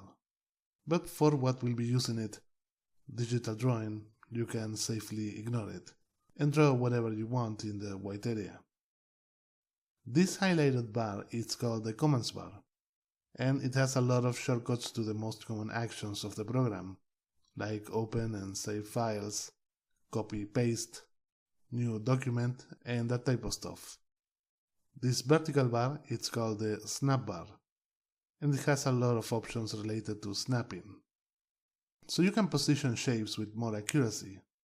Depending on the type of drawing, you may want it enabled or not, and you can toggle all snapping on and off with the first button. I recommend you that, for now, you disable all snapping altogether, at least while you're still learning, because it can bother you later on when you start to move shapes around, and the shapes start snapping to everything accidentally. So I recommend you to disable it now to avoid future problems. This element right here with a lot of tiny squares is called the palette. If you have a selected object, you can give it a color by clicking on any of these swatches. If you use the scroll bars, you see that you have a ton of colors to pick. Below the palette is the status bar. This bar shows a few important options regarding the document, like selected colors, zoom, current layer, and it even shows you some really nice tips and shortcuts as you go using the tools. The ruler is this element that's stuck to the left and upper side of the drawing area. This element marks the position of the pointer with a ruler and numbers. This ruler can get to be useful if you are working in something related to the graphic design area, but for illustration it's pretty much useless. As far as the scroll bars, they are completely useless. They allow you to pan the document, but as we'll see in a minute, the best way to move around in the document is by using shortcuts. Finally, the two most important elements in the user interface, other than the drawing area. The toolbox, which is this vertical bar that has all the tools you'll be using to draw anything. Later on we'll be seeing the most important tools, so you'll get pretty familiar with it. And then is the tool controls bar, which has the options of the currently selected tool. So they kinda work together with the toolbox. Sadly, Inkscape doesn't offer much as far as UI customization goes. All the elements are basically stuck where they are. So you'll have to get used to it, like it or not. However, you do have the option of hiding each of these elements we just saw if you go to View and then Show Hide. Here you'll see this list with the names of all the elements. Right next to the name there is this check mark which shows which ones are activated. Just to show you, I'm gonna hide them all so you can see how the interface looks without any element. Now all the elements have been hidden, all but the drawing area, which is pointless to hide, and of course the main menu. If you have space problems due to the low resolution of your screen, or if you want a slightly bigger drawing area, or maybe if you're going for a more minimalistic UI, there are a few elements that I consider to be safe to hide for almost all drawing projects. The commands bar, the one with the shortcuts to the basic actions, that's safe to hide. Worst case scenario, you'll have to make a couple of extra clicks to open the main menu without those shortcuts. It's also safe to hide the ruler and the scroll bars. Like I said, those elements are not the most useful for drawing and illustration. And if you want, you can also hide the status bar, though some of the tips and shortcuts that shows when you pick a tool can be helpful for a beginner. There's one last customization option, and this allows you to switch the position of the commands bar and the snap bar. If you go to the View menu, down here you'll see these three options: Default, Custom, and Wide. The default option leaves the commands bar on top and the snap bar on the right, vertically. The custom option leaves both bars on top and the wide option both on the right, vertically. It's not much, but it can help you in case you're working on a low resolution screen and you don't want to hide anything. The rest of the options of the program are handled by using dockable dialogues. In Inkscape, dockable dialogues are floating windows that you can open and close and can be docked to the right, and they have commands and options related to a particular area. There are a ton of dialogues. Pretty much every big important area of the program has a dedicated dialogue, ranging from color selection to document options. We'll go more in depth into particular dialogues as we move along, but for now I want to show you how the UI works. So I'm just gonna open a random dialog by going to the top menu, and you can see when a menu will open up a dockable dialog when it has these three dots at the end. So I'm gonna open the objects dialog.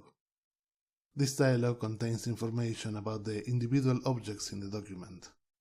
By default, the first time you open a dialog, it'll be docked to the right of the main windows. Remember that all dockable dialogs are floating dialogs, so if you click in the title, you can drag it off.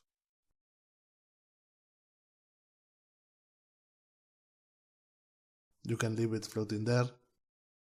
Then, if you want, you can dock it right back by moving it to the right side. Keep in mind that you can only dock dialogs to the right side. You cannot dock them anywhere else. If you open more than one dialog, they'll start to stack into columns, one on top of another. If there is no more vertical space when you stack multiple dialogs, the body of the dialog will hide automatically, and this little bar with the dialog title will appear. If you click on it, the dialog will swap with the one that's showing. If you don't need a dialog anymore, you can close it with the X button in the title. Closed dialogs will retain the options that you may have set. You can also click on this little arrow in the title and convert it into a bar on the right. That's vertical. This will help you to save space and keep the dialog there ready to be opened again. Now if you want to show it, just click on the icon. Before ending this lesson, I want to show you how to use the shortcuts to move in the document. When you're drawing, you're going to have to constantly move from one side to another as you go building your drawings. So it's very important to learn the shortcuts so moving in the document becomes second nature. Lucky for us, you only need to know two shortcuts, and they are really easy to learn. To pan the camera, just hold the middle mouse button and move it. You're gonna see how the guide rectangle moves side to side as the camera moves. If you have an actual drawing in the document, you will see it moving as the view of the document changes. If you don't have a middle mouse button, you can also use the spacebar.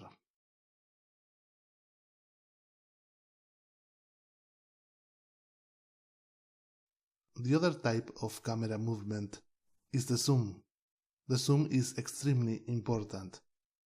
Remember that we are working with vectors, which means that due to the resolution-independent shapes, as you draw, you'll be constantly wanting to zoom to work in a particular area, to add detail. Zooming is really easy. Just hold Ctrl and move the mouse wheel up or down, depending on if you want to zoom in or out. A really nice detail is that when you are zooming in, you zoom to the position of the pointer. So if you want to go to a particular area, just move the pointer there and zoom in. If you don't have a mouse with wheel, you can zoom in and out with the plus and minus keys, though this way you only zoom to the center of the document. And that's it for the user interface of Inkscape. Hopefully the program won't look as intimidating now. Of course, as we move along, we'll be needing to learn how to actually use some of these options. But by then, hopefully you'll be ready to learn more of the program. In the next lesson, I'll be showing you everything related to the creation and handling of objects.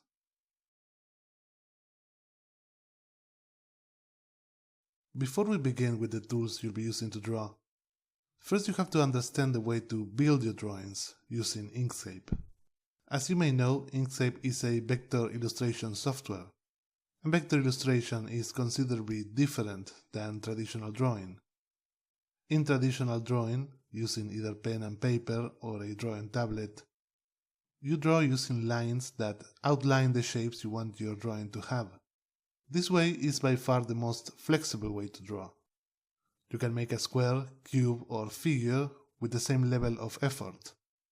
On the other hand, when you draw with a vector software, you build your own shapes and then you stack them one on top of another till you build your final illustration. This workflow is meant to be used to create what vector software were originally made to do, graphic design, where most of the illustrations are made of flat and simple geometrical shapes. And this way of working strongly influences the type of drawing you'll be making. Flat and graphical, cartoony drawings with simple forms and silhouettes are way easier to make with the tools the program has than complex, expressive, three-dimensional ones. However, the benefit of working in a vector software has more to do with convenience than artistic potential. It's way easier, faster, and effective to use the mouse directly on the program to draw a simple cartoony character than drawing it on pen and paper and then scan and refine the image to then draw on top from the beginning. Maybe with an example things will be clearer. What you're seeing right now is a tree that I drew for a course of mine on background design using Inkscape, which by the way you can get here on Udemy on my profile. This tree is built of 4 different shapes. First is the trunk, which is simply an elongated triangle. Then the branches, which are also elongated triangles. Then the leaves, which are triangles that I curve the edges a bit. And then the shadow, which is a slightly more complex shape. As you can see, the tree consists of geometrical shapes, scaled, skewed, and modified, but 100% simple geometrical shapes stacked one on top of another. And the great thing about working like this is that it is extremely easy to create variations. For example, this is the end result of the project of the background design course. All these trees that are in there are copies of the original that I just changed the color and modified the position of some of the forms. And the end result is that a large part of these woods were made with a single tree in minutes. To be able to draw this way, you need 2 things. First, a way to create your own shapes, in the case of the trees, the different triangles and the shape of the shadow.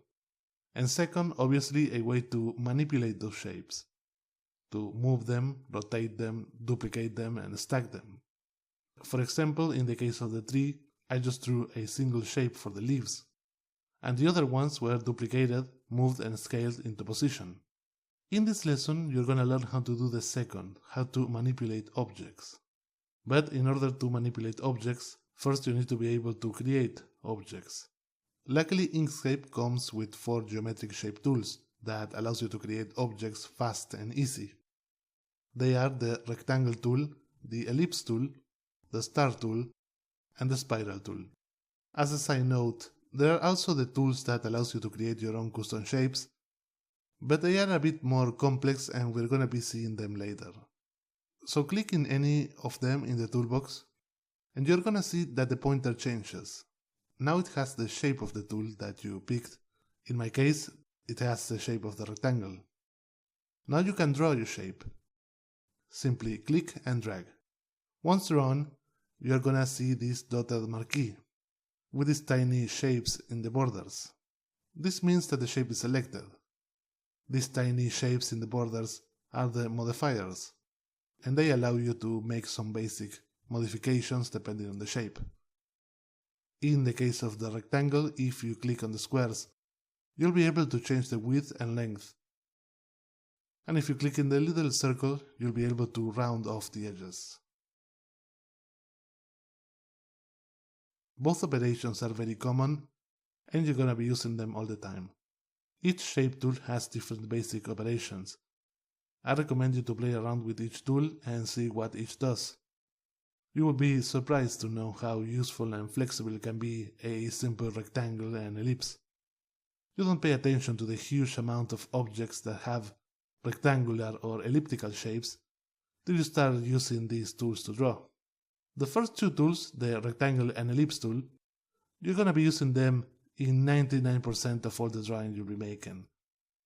Because, as we'll be seeing in the next lesson, they are very easy to modify and easy to use to create different shapes. As far as the other two, the polygon and the spiral, usually you'll be using them whenever you need a star or a spiral, so they have a limited use. Now that you know how to create objects, we can take a look at the main tool for handling them, the Object Selection tool. This tool is one of the most important in the entire program, and you'll be using it constantly. It allows you to do pretty much everything you may want with objects. You can select them, erase them, move, rotate, scale, duplicate, and a lot of other essential operations that you'll be using in all illustrations. Let's start with the most basic. Select the tool and click in any object in the canvas. If you don't have any object, draw a few with the shape tools. Once you click on one, you'll see this dotted rectangle with these arrows in the corners. This means that the object is selected. There are operations that are only possible to make when you have an object selected. To unselect an object, just click outside in any empty area of the canvas. It is also possible to select multiple objects. This is really useful to apply an operation to multiple objects at the same time. To do this, just click on an empty area and drag. You're gonna see this rectangle. All objects that are fully covered by this rectangle will be selected. Alternatively, you can hold the Shift key and click on New Objects to add to the selection. To move an object, click and drag. It's not necessary that the object is selected beforehand. You can just click on an object and move. It is also possible to move multiple objects at the same time. To do this, first select the object you want to move, and then click on any of them and drag. The objects are going to maintain the relative distance between them. One of the most common operations you'll be doing is to delete objects. To delete an object, first select it, and then hit the delete key. It's very common that you want to duplicate an object or group of objects. It's really easy. First select the object or objects, and then hit Ctrl+D. An exact copy of the selected object is going to be created on top of the old one, and it's going to be automatically selected. So it kinda looks like nothing happened, but if you move this object, you'll see that the old one is down there.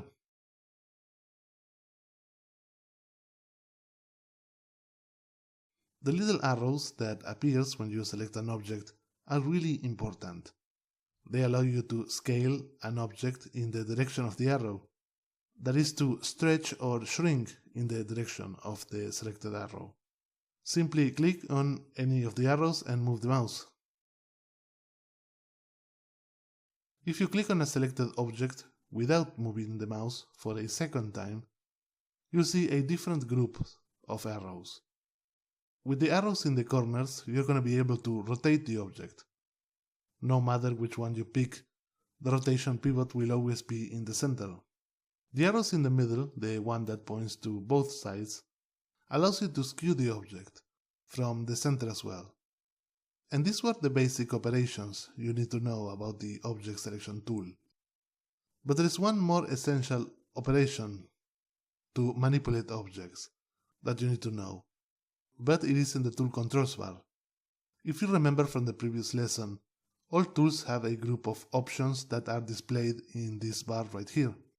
Even the shape tools that we saw a minute ago had options in this bar, though not any one that was worth to mention. The Object Selection tool has a couple of important options worth checking out. And just like everything I'm showing you here, I recommend you to stop the video and get to play and see what you can discover. If you let the pointer on any of these options, a tooltip will appear telling you more or less what each does. However, the ones that will be seen now are these 4 buttons over here, that are grouped by these separators.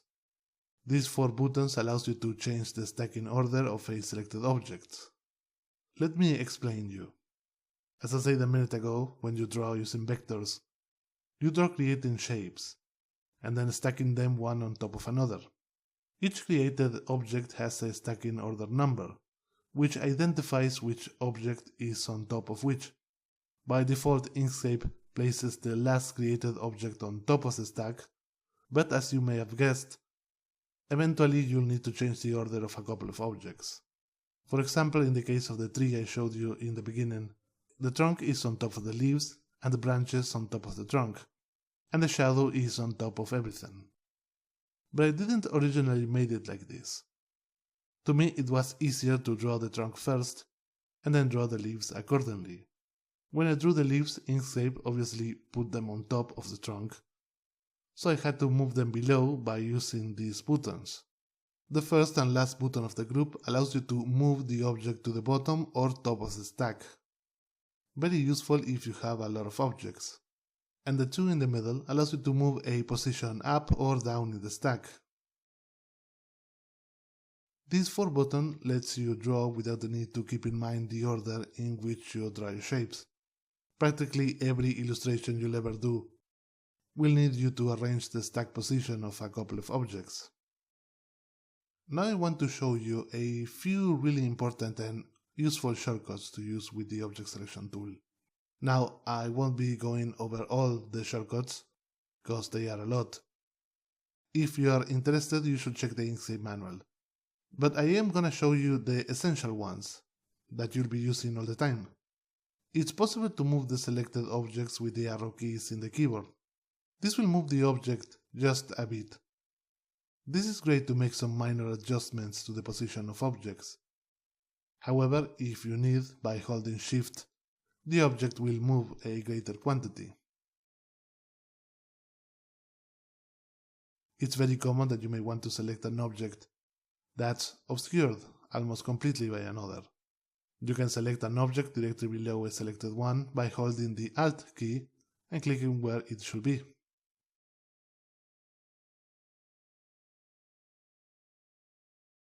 Or even better, move the mouse to be on top of the stacked objects, hold Alt, and use the mouse wheel to highlight the object you want. These ones are really important to the creation of shapes. You can make the scaling of an object uniform. This is useful for maintaining the proportions when scaling. Just hold the Ctrl key and scale using any of the arrows. If, on the other hand, you're rotating or skewing an object with the other group of arrows, holding Ctrl will snap the transformation to a fixed angle. This is most useful with the rotation, since it will snap to common angles like 45 degrees or 90 degrees or so. Then is the Shift key. When scaling, this will automatically change the scaling pivot to the center, rather than the opposite side of the selected arrow.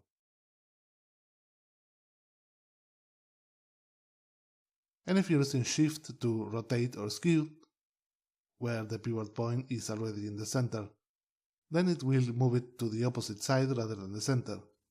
So the Shift key kinda inverts the pivot point position from center to corner and back. Of course, you can also use both Ctrl and Shift together. A very important detail is that both the Ctrl and Shift shortcuts work at the moment of dragging to create a built-in shape. So you can easily drag a perfect circle with the ellipse tool if you hold Ctrl, or drag rectangles from the center if you hold Shift, or create perfect squares from the center if you hold both at the same time. Before ending this lesson, I want to talk very briefly about a very important subject related to objects, and that is color selection. Because color works slightly differently in a vector software application and it may require a quick explanation. In Inkscape, all shape objects, with no exception, have these two properties, a fill and a border that surrounds that fill. To these two properties you can assign them color, gradient, patterns, textures, and you can even make them invisible. But some of these options are a bit more advanced, so for now let me show you how to give your objects fill and stroke any color. In order to do that, you're going to be using the palette element. It's really easy. First you select your object, and then you click on any of the swatches. This is going to assign the color to the object's fill. There are a lot to choose. If you move the scroll bars, you see that you have hundreds of possible colors. Pretty much every color you may ever need. It's also possible to assign any of these colors to the stroke instead of the fill. Just hold Shift and click on any swatch.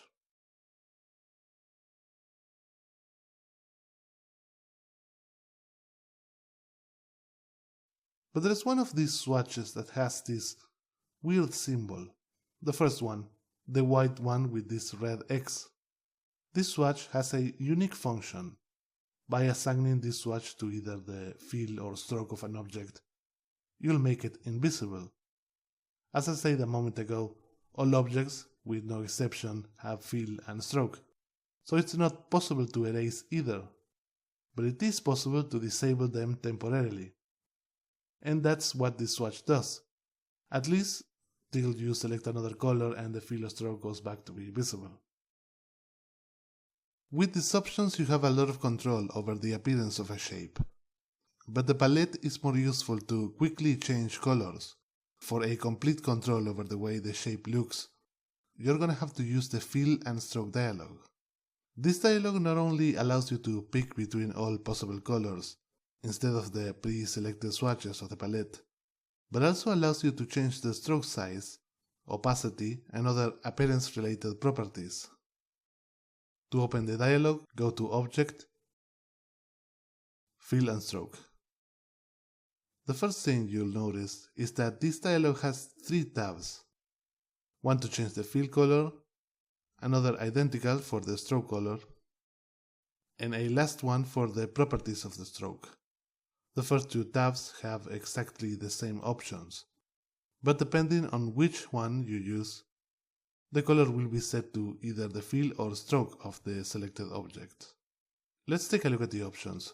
So select an object and click on the first tab. We're gonna start by changing the fill.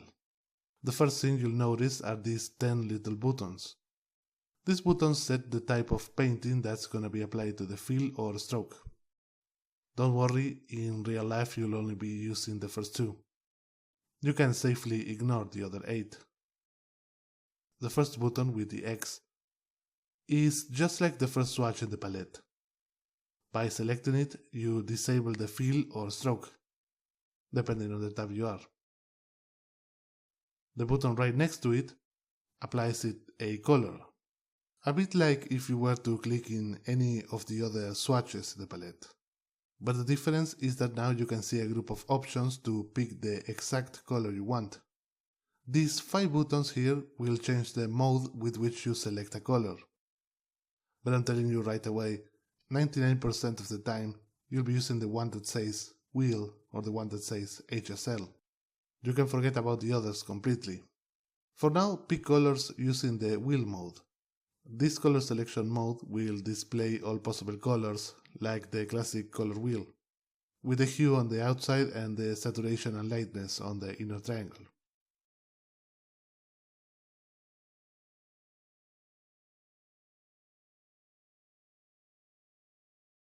The last tab, the one that says Stroke Style, allows you to change the size of the border and a few other options. Again, there are a lot of options here, but the only one we care is the first one, the one with the label that says Width. Here you can set the stroke width you want with an input. Right next to the input, there is this drop-down menu with different units with which you can pick the width.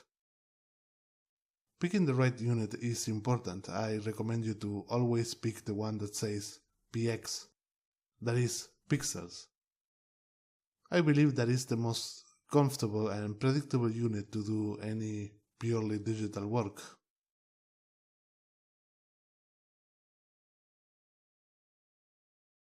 There are a couple of sliders that are independent of the tab you pick. One that says blur and another one that says opacity. The one that says blur will apply a blur to the selected objects. You're not going to be using this option too much, except for specific cases. The slider that says opacity is a bit more important. It allows you to apply transparency to the entire object. With this dialog, now you're going to be able to give any possible look to your shapes. Still, the palette has its place though.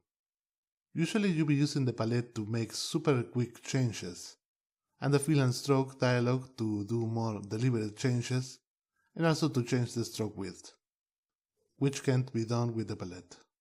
And that is all you need to know about objects for now. What you've learned in this lesson is the base for everything that will come later. With the knowledge you have now, you could try to make some basic illustrations. Of course, you still need to learn about the other half of vector illustration, how to create your own custom shapes. So for now, you'll be a bit limited of what you can do. But practice is essential, so I'm gonna leave you in the resources an Inkscape document with exercises designed to help you to completely master everything you've learned in this lesson. So I strongly recommend you to at least check this file before starting the next lesson.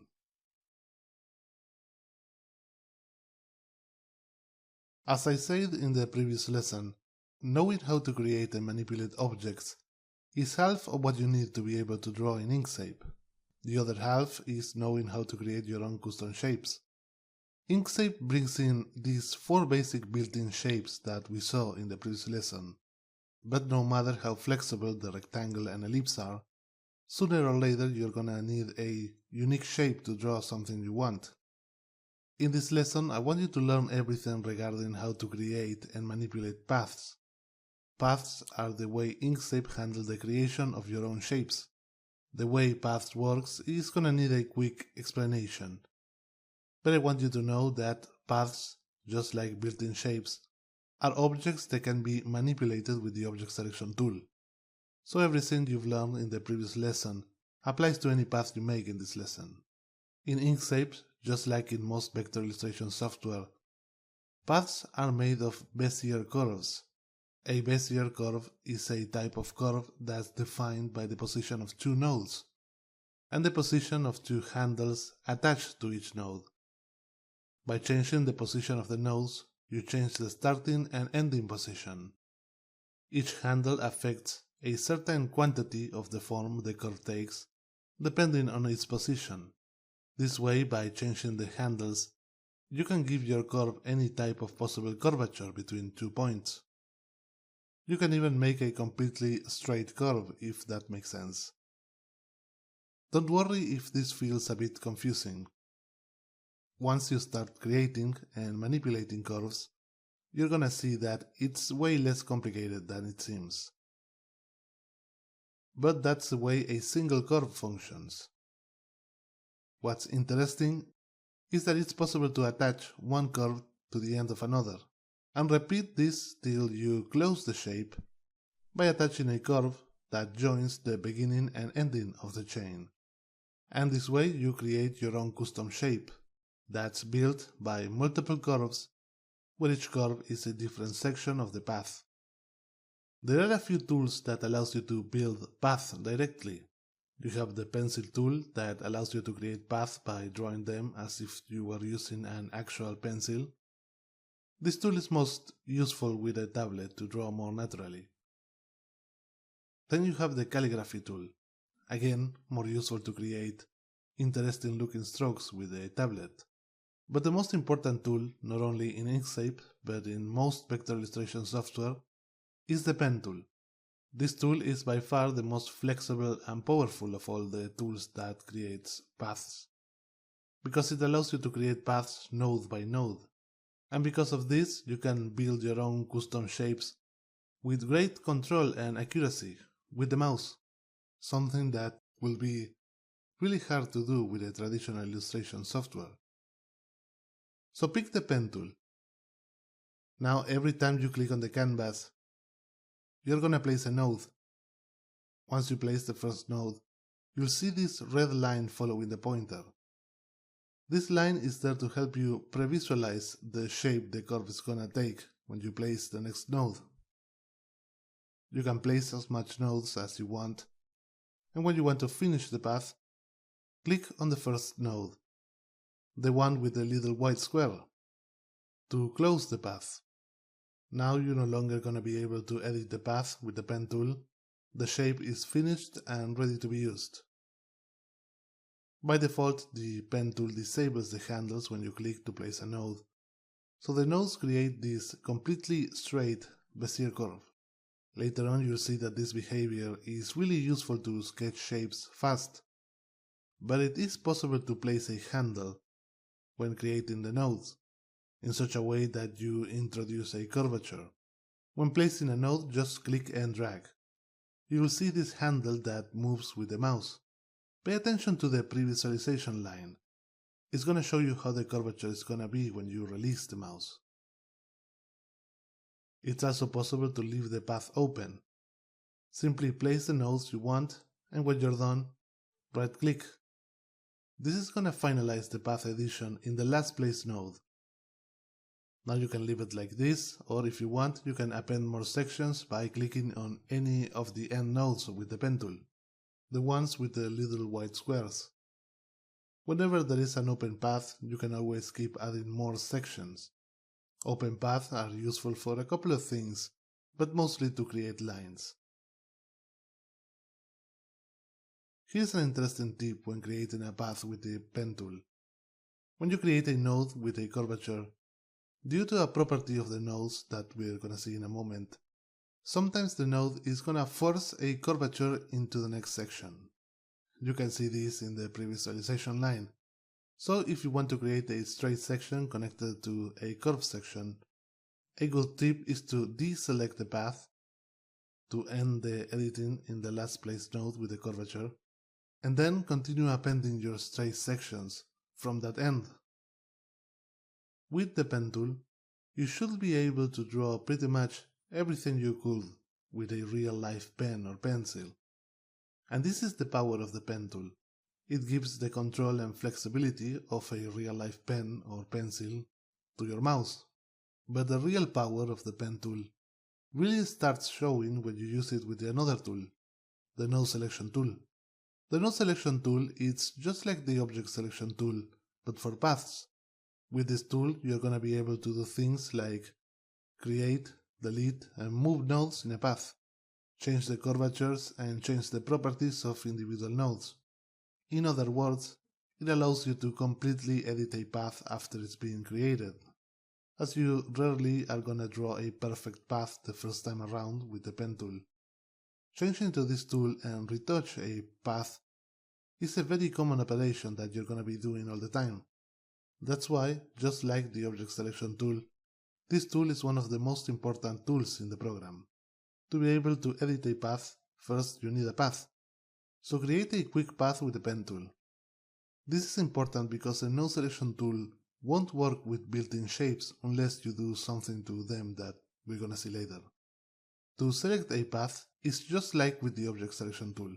Click or drag a rectangle to select more than one. You're gonna see this dotted rectangle indicating that's selected. But you're also gonna see the nodes that makes up the path. Now if you click in a node, you'll select it. You can see that it's selected because it gets blue. Now just like with the object selection tool, you can click and drag to move the node, or select multiple nodes and move them all at the same time. Of course, it's not possible to rotate or scale a node. After all, a node is a single point. You can also try some of the object selection tool's shortcuts. One especially useful is the delete key, to delete the selected nodes. Even more important is the possibility to add nodes to a path. You can add nodes in any location of a curve by double-clicking. This will of course divide the curve when you place the nodes into two curves. This way you can completely change the overall shape of a path. But the one operation that really gives you a complete control over a path is the handle manipulation. When you click on a node, you're going to be able to see the handles of that node. By clicking in the little circle at the end of the handle, you can move it, allowing you to completely change the curvature. Once you start to play around with paths, you probably notice that a couple of things. First, that nodes belonging to straight curves won't show a handle.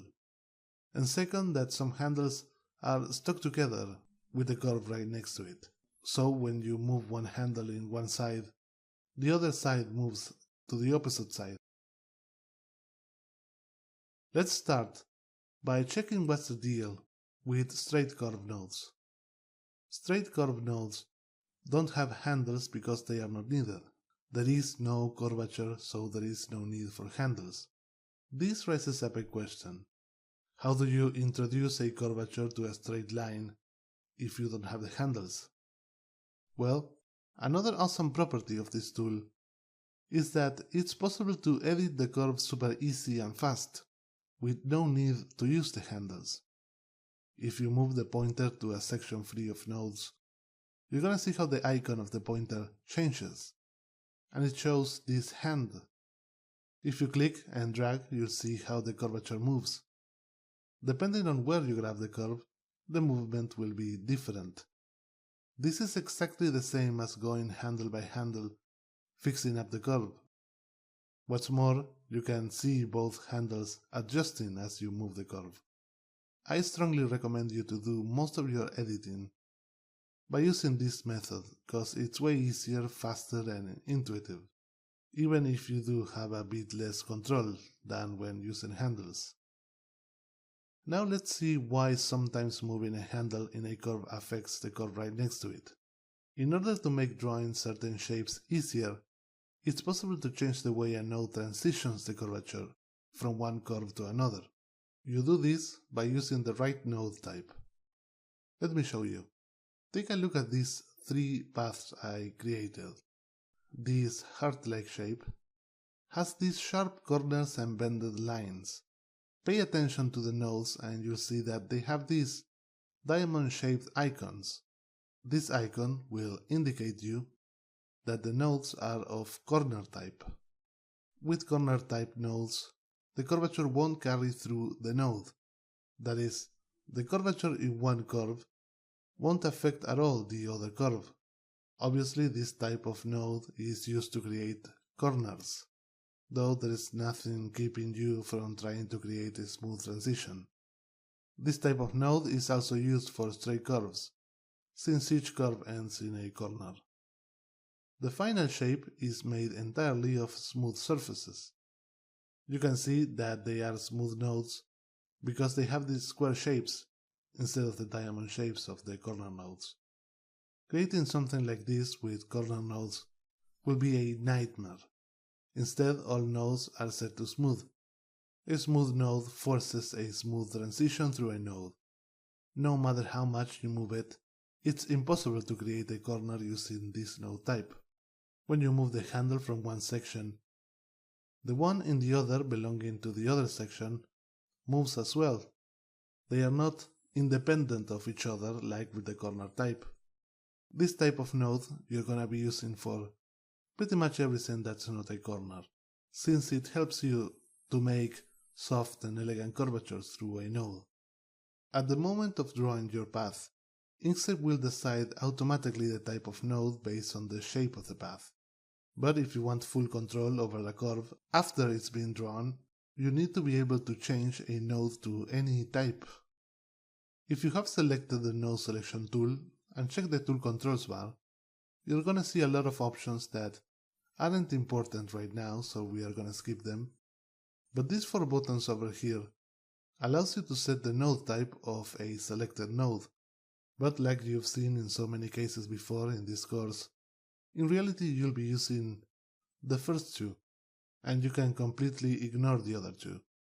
If you're curious about what the other two do, they change the node type to a small variation of the smooth type. They are rarely needed, so they are not worth your time. The first button is the corner type. When you set a smooth node to this type, nothing appears to happen. But if you pay attention to the icon, you'll see that change to a diamond. Now you can move the handles and the curvature won't get past the node.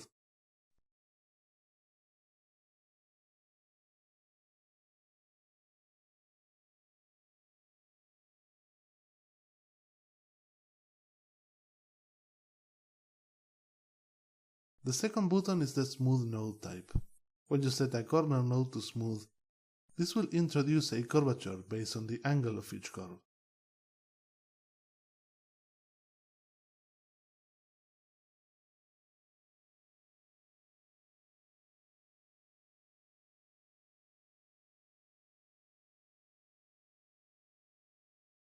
This is important. Sometimes, rather than start making your path from zero with the pen tool, you'd like to start with a built-in shape. But if you try to modify something with the node selection tool, you see that once you select it, it won't show you the nodes and you can't modify anything. It just shows you the modifiers of that tool. This is because technically these built-in shapes are not paths. They are special tools, so to be able to use them as paths, first it's necessary to transform them to a path. There is a special command that does just that. With the shape selected, go to Object, and then Object to Path. This is going to transform the object in its current state to an actual path. Now you're going to be able to see and modify the nodes and curves, as if you made it yourself, but you no longer have access to the shape modifiers. Boolean operations are an essential part of most illustrations you'll be doing. They are used to simplify some of the work at the moment of creating some of the more complex shapes. Boolean operations, like the name implies, work by following the classic mathematical Boolean formula, taking two shapes, paths or built-in shapes, as input, and outputs a single path as a result. There are a total of 6 different types of operations. However, for illustration, you only realistically need 3 of them. All the other ones aren't really that useful, or not worth the extra energy in learning them, so I'll be skipping those. The union is used to join 2 or more shapes into a single path. Just select the shapes you want to join and go to Path, Union, or the really easy to remember shortcut, Ctrl and plus. This type of operation is mostly used for 2 things. First, to create organic looking shapes like bushes or clouds by performing a union with a lot of simple objects. The other common use is to create complex mechanical shapes made of simple forms like cogs or robotic parts. The difference operation will take 2 shapes, and the resulting shape will be the shape below minus the area where they intersected. To perform this action, select 2 intersecting shapes and go to Path, Difference, or the shortcut, which is Ctrl-. You will often use this operation to carve or delete a section out of a shape.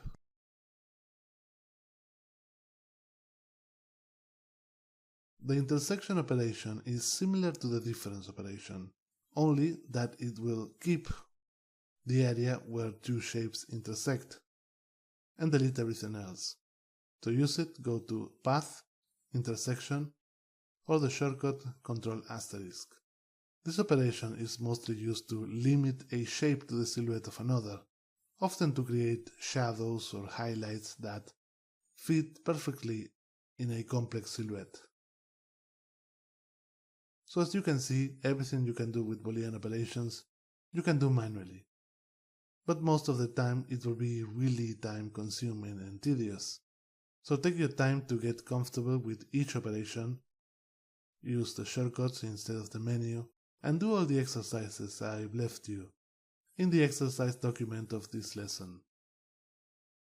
And this was the last piece of information that you need to be able to create any type of illustration that you may want. using Inkscape. Of course, there are a lot of program features I haven't shown you, tools and commands that are pretty useful but maybe not essential. I strongly recommend you to check the exercise file for this lesson and make them all, more than once if you need it. It will really help you to get everything you've seen in a practical way, so don't skip it. For the next lesson, I want to give you a quick overview of a few features of the program that you could experiment with, as well as showing you a few important tips that I found to be essential to any type of illustration using Inkscape.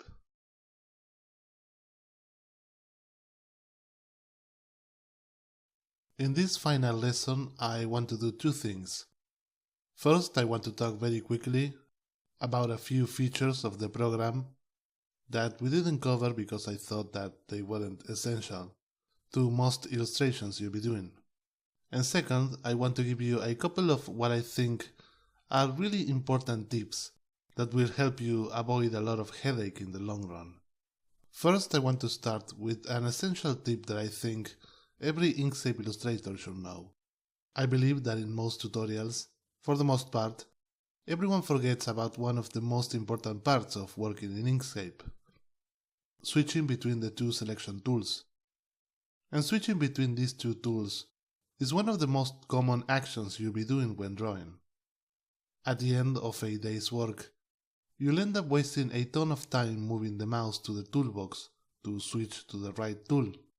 It's a little like when you're learning a 3D program, and everyone tells you that you should get used to the keyboard shortcuts to the manipulator tools as early as possible. Otherwise, you'll be forever a slave to moving the mouse all the way to the UI every 2 seconds. The default shortcuts are a little bit awkward for my taste. The toolbox is set to the function keys F1, F2, F3, so I prefer to set my own custom shortcuts. You can edit the default shortcuts if you go to Edit, Preferences. Here you go to Interface, Keyboard Shortcuts. The tools are in the context list, or you can search in the search box. I recommend you to set the selection tools to something like A and S or Q and W. Something that is not as separated from the rest of the default non-toolbox keyboard shortcuts. And since you're there, you might as well set a couple of shortcuts to the next most used tools. You'll be using the pen tool a lot, so I recommend you to set a comfortable shortcut for it.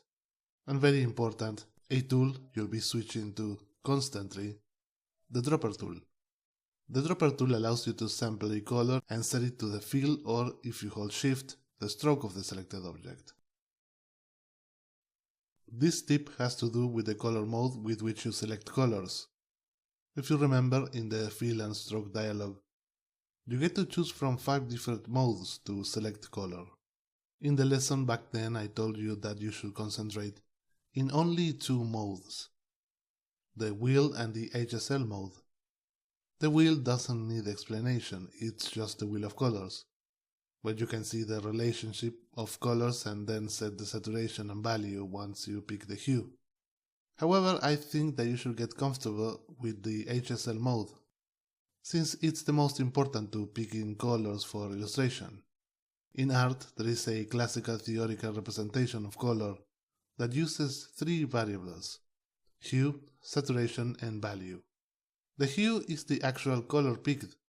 Can be blue, green, greenish yellow, etc. The saturation is how pure a color is. The less saturated, the higher quantity of gray that color has. Saturated colors are very vibrant, while desaturated colors are far more pale. Eventually, if you crank down the saturation of a color, you'll reach full gray. Value is how light or dark a particular color is. At no lightness, the color becomes black. The HSL color selection mode, which stands for hue, saturation, and lightness, which is the same that value, maps this classic representation. By using this color selection mode, You can compare better the hue, saturation, or value of the colors. For example, to imply a surface in shadow, you can sample the color of the surface in light, and then lowering slightly the lightness slider. This type of comparative color selection is something you'll be doing all the time, so I recommend you to get used to handle colors using this mode. Okay, here goes a few of the features of the program that we didn't cover. Some of these features are quite important for some styles or types of illustration, though I wouldn't call any of these features essential to all illustrations. That's why I decided to leave them out. If you think you could use any of these features and would like to know more, I'll leave you in the resources a list with the best links to learn more about Inkscape. Remember when I told you that you could not only add color to an object, but also other types of paint? Well, in common illustration, the other type of paint that you'll most likely use will be the gradient. A gradient is just a way to create a blend between two or more colors in a linear way, often used to generate some subtle effect like the sky changing colors or some basic lighting. In Inkscape, you can create, edit, and apply gradients to both the fill and stroke. Gradients are created by using the gradient tool in the toolbox. Then you drag on an object, and this will create two stops. Each stop is going to have a color assigned. To assign it a color, just click on a stop and pick a color like you would normally do with a common object. Depending on the options set in the tool controls bar, you'll create a linear or elliptical gradient. Right next to these options, there are two buttons that allows you to set to what are you going to apply the gradient, to the fill or stroke.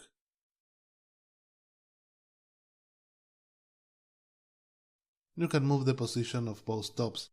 This way you'll be changing the direction of the gradient. And you can do this with either the gradient tool or the node selection tool. It's also possible to add more stops. With the gradient tool selected, double-click on any section of this line that joins both stops.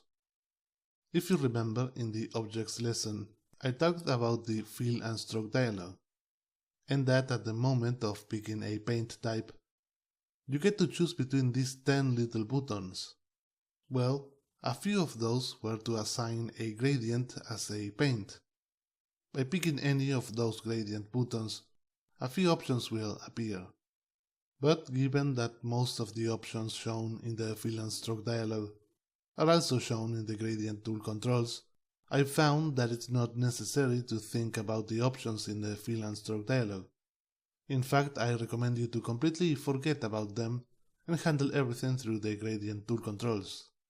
We didn't cover the snap bar, and that's because snapping is not something you'll be using in all your drawings. But it is important and it can help you with some types of illustrations. By clicking in the very first button, you'll enable or disable all the snapping functionality, as I said in the UI lesson. By default, these 3 buttons should be enabled. This will give you the snapping that you want, so I would recommend you to not touch anything here. If you are feeling adventurous and you want to play around with this bar, you could just leave the mouse on top of a button and get a nice tooltip that will tell you more or less what it does. Once the snapping is enabled, shapes will snap to each other. You'll see this little X just before the shapes move. Snapping works with both objects when you're working with the object selection tool and nodes when you're working with the node selection tool or when you're creating a path with the pen tool. Clipping allows you to limit the visibility of a shape to the silhouette of another. After the clip is done, you can edit the clip shape inside of the node selection tool, and no matter what, the changes won't show outside of the silhouette area of the object. In illustration, clips are often used as a more robust way to create shadows and highlights than using the intersection operation. To create a clip, you use 2 objects. First, the object you want to limit the visibility, or the target object, and then the object that you want to use to limit the other, or the clipping path. The clipping path has to be above the other in the stack order. Then you select them both and go to Object, Clip, Set. Or my favorite method, right-click, Set Clip. Once it's done, these two objects will become a single clipped shape, which you can move, scale, rotate, and do pretty much everything you can do with other objects. But now you can edit the shape inside with the node selection tool, and the shape won't show outside of the clipping path. If in the node selection tool you have this button toggled on, you can edit the clipping path itself. To unclip, you can go to Object, Clip, Release, or right-click, Release Clip. All shapes you edited will keep the changes, whether it's the clipping path or the target shape. There is also a similar feature to clipping called masking. Masking has the same functionality, but with the difference that it has a few transparency features. To me, clipping is simpler, so I prefer to use them over masks.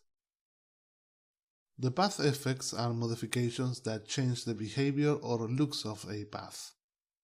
Some of them can be very useful. To open the path effect dialog, go to Path, Path Effects. To add a path effect to a shape, simply click on the plus icon in the Path Effects dialog. This will bring up a list with all path effects available. Now you just select the one you want, and the effect will be applied to the shape. It's possible to add effects to built-in shapes, but this may transform them into paths depending on the effect. To delete a path effect from a shape, just click in the minus icon. Any modification you did with the effect will be lost. Almost all path effects enables one or more control handles or curves on the shape to manipulate the parameters. You can see and access these controls with the node selection tool.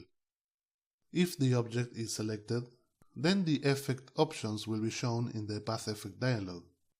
With an effect active, you can still modify the object and nodes. However, depending on the effect, this may bring buggy and unpredictable behavior. There are a lot of path effects. I couldn't possibly go through all of them, but the truth is that you don't need more than a few for most illustrations. Path effects are something you learn better when you are experimenting by yourself. And that was it for the course. The goal of this course, other than prepare you as fast as possible to take other Inkscape dependent courses, was to at least left you wanting to know more about this fantastic and extremely powerful free vector program. I'll leave you in the resources a link with the best free resources I've found to learn and master Inkscape. So if you want to know more, now at least you have a strong foundation. I believe that, with what you've learned in this mini course, is enough for you to go and tackle any of my other Inkscape courses. But knowing more of the program will only make you a better and more confident artist. So the time spent learning more about it is never wasted. In this lesson I want to show you how to import a sketch to Inkscape and prepare it for tracing over it. Once you have your sketch in a bitmap image format, all you have to do is go to File, Import, and this will open the classic file browser of your operative system. Here you just search for the file you want. There is another way to import an image, and that is dragging from your operative system to the canvas. This is my favorite method. Now, no matter the way you imported your image, as soon as it's placed on the canvas, you get this little dialog. This has a few options for the way the image is going to be displayed. For all purposes, you can completely skip this message. None of the options are important to us. Just click on OK, and if you want, you can also click on the checkbox, so it won't bother you again. And now the image is there on the canvas. One thing you should keep in mind is that this image is an actual object. That is, you can use the object tool with it, and pretty much all operations will work. You can scale it, flip it, mirror it, change in the stack order. Anything you can do with a normal path with the object tool, you can do it with this imported image. However, this is not a path, it's an object, so the node tool or any path operation won't work at all. We are almost ready to start working, but there is a few things we need to set up if we want to work in the most comfortable way. First of all, we need to be aware of the size we're gonna work in. So I'm gonna make a simple line with the pen tool, which is the most common tool we are gonna be using. And as you can see, the default size of the stroke, which is 1 pixel width, is a bit too small for this sketch. It's gonna be really difficult to see when we start tracing. This is a very common problem. Imported images almost always are gonna be really big. You can do two things. You can change the default stroke size by messing with the preferences of the tool, or you can just simply scale down the image so the 1 pixel stroke looks big enough. This is the easiest way and it doesn't require to mess up with the default settings, so I'll just grab the image and using the object tool, I'll scale it down. Remember to hold Ctrl to scale, maintaining the proportions. This way you avoid any distortion in the sketch. About there looks right. Now all the strokes made with the pen tool will be nice and noticeable. The next couple of things are super important at the moment of working comfortably. First, depending on your image and the colors that show on your sketch, it may be really important to lower the opacity so you can see the strokes and shapes you're making better. And second, you'll want to lock the image so you don't accidentally select it when you're manipulating shapes around. Believe me, it's really annoying and will lower your working speed by a lot.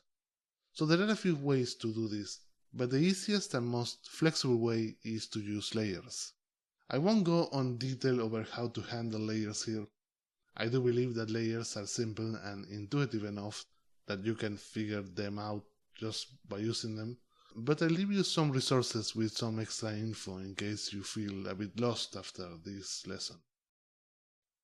So go to Layers, Layer, and here is the Layers dialog. As you can see, it's super simple. There aren't too many options. By default, every time you create a new Inkscape document, an empty layer is created. This one, that's called Layer 1.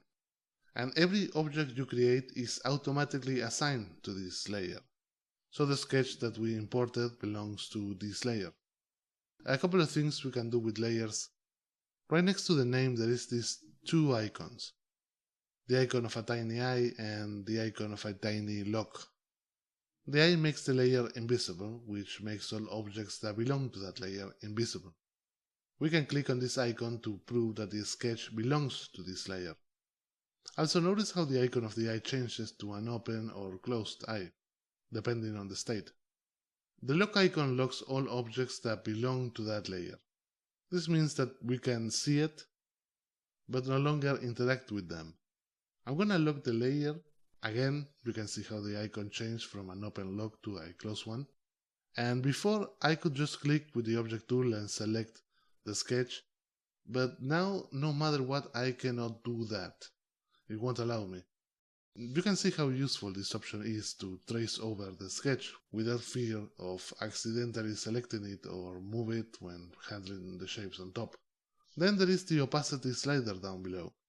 This handles the opacity of all the objects that belong to the selected layer. So depending on your sketch is how much you should lower the opacity of the layer that owns the image. I recommend you to lower it as much as possible, as long as you can see it comfortably without straining your eyes. One last thing, you can double click on the layer to change the name. I'm just gonna call it Sketch. And now we're almost ready to start working. We just need to create a layer on top. Just click on the plus icon and give it a name like Drawing. Don't forget to select this layer before start working. So now all new shapes you create will belong to it. And because this layer is on top of the sketch layer, this means that the objects are gonna be created on top and cannot be accidentally moved below the sketch. And that was all you need to know for now about importing and preparing your image to trace over. From now on, I'll be skipping these steps since they are always the same, but I recommend you to study everything in this lesson, because this is something that you'll be doing over and over again if you want to work with sketches. In this lesson, I want to quickly talk about the two different ways to approach tracing a sketch, using shape or using line. Whenever you're tracing on Inkscape or any other vector software, you'll want to reconstruct your sketch by using the shape building method of illustration. That is, stacking shapes one on top of another. This is the natural method of illustration of any vector software. That's how the software encourages you to work. And something that you may have not realized is that applying this method to trace over a sketch is no different than using it for any other illustration. So it has all the drawbacks and benefits that come with this way of working. Working with shapes means that the whole illustration is a bit more flexible if it's used adequately. You can make some proportional and shape adjustments at any time, even after you've drawn everything. And creating tons of variation by making smaller changes is actually super easy. All of this means that you have a tool that gives you a bit of leeway to experiment and push your illustrations a bit more than what's on the sketch. But of course, this way of illustration also has its drawbacks. First of all, if there is no way to make the particular drawing a bit more modular, then there's no way to take advantage of the shapes your drawing is made of. It's also complicated to work with interlocking shapes, where a shape might be partially behind and in front of another one. And finally, because you have to think in terms of shapes and you have to make sure all of them work nice and clearly, even if you're not gonna see every part of every single one, it's an overall slow process. However, there is an alternative to working like this. If you're interested in making any type of illustration that's gonna have any type of line art visible, like more traditional cartoons, then you can use what I call the line art method of tracing. Instead of using built-in or custom-made shapes to try to reconstruct the sketch from the inside out, what you're gonna do is to do something similar to what you would do if you were working in a traditional way, using paths as if they were lines made with a pen, and focusing on making the line art as nice looking as possible. And once it's done, only then fill the empty areas using a nice tool that's specifically designed for these cases, and that we are gonna see how to use later. It's called the bucket tool. This method is way faster than the shape building vector way, because you only have to focus on the line art and nothing else. No need to juggle with interlocking shapes or complex areas. Any problem you may have can be solved by following the sketch closely and focusing on making the line art pretty. It's also super fast, since you don't have to worry about what's not being seen. This method also has its drawbacks, obviously. Since the line art is just that, lines, you cannot make any significant change in the proportions or shapes after it's been made.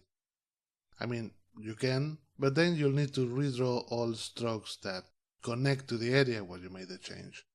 So this way of working is like the opposite of the shape building method.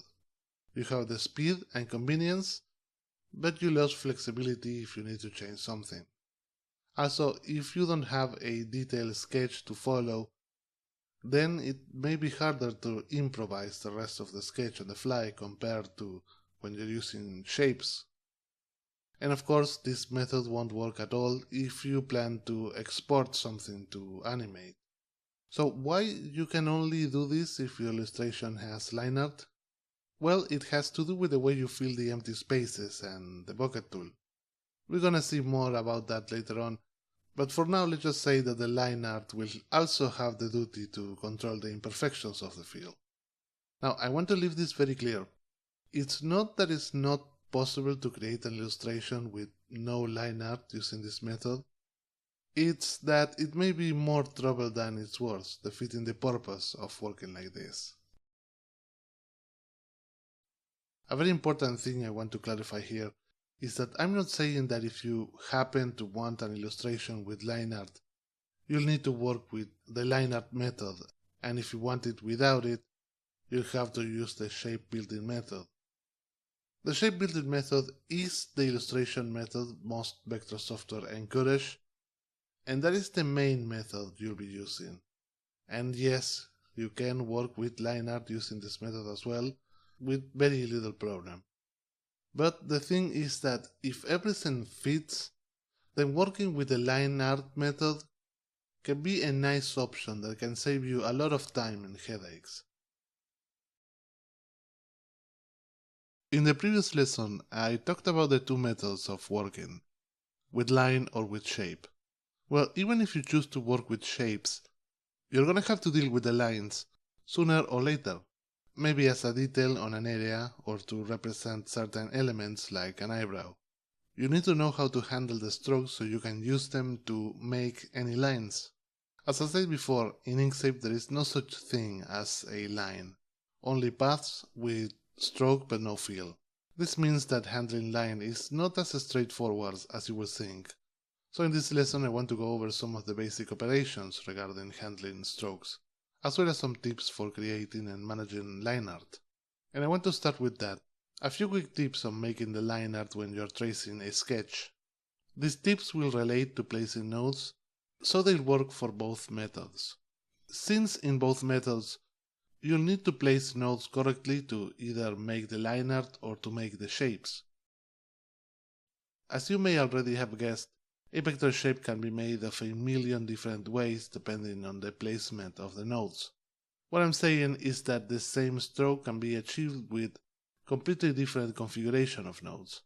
However, what you want is that those nodes describe the shapes in the most efficient way possible, mainly because you want to be able to adjust the shape later after it's been made. If the nodes are in the wrong place, it can be almost impossible to change or modify the shape. Luckily, there are a few rules of thumb at the moment of creating vector shapes that are general to all vector working, not just when tracing a sketch. The first golden rule when making a shape or line is that you want to use the absolute least possible amount of nodes necessary to get the shape that you want. The more nodes on a path, the harder it's gonna be to adjust that shape after it's been made. This is my process to build a shape with the least quantity of nodes. Corner nodes go on corners, smooth nodes go on the apex of a curvature, and that includes curvatures that are to the side, like in this case. And that's about it. It's actually not that complex.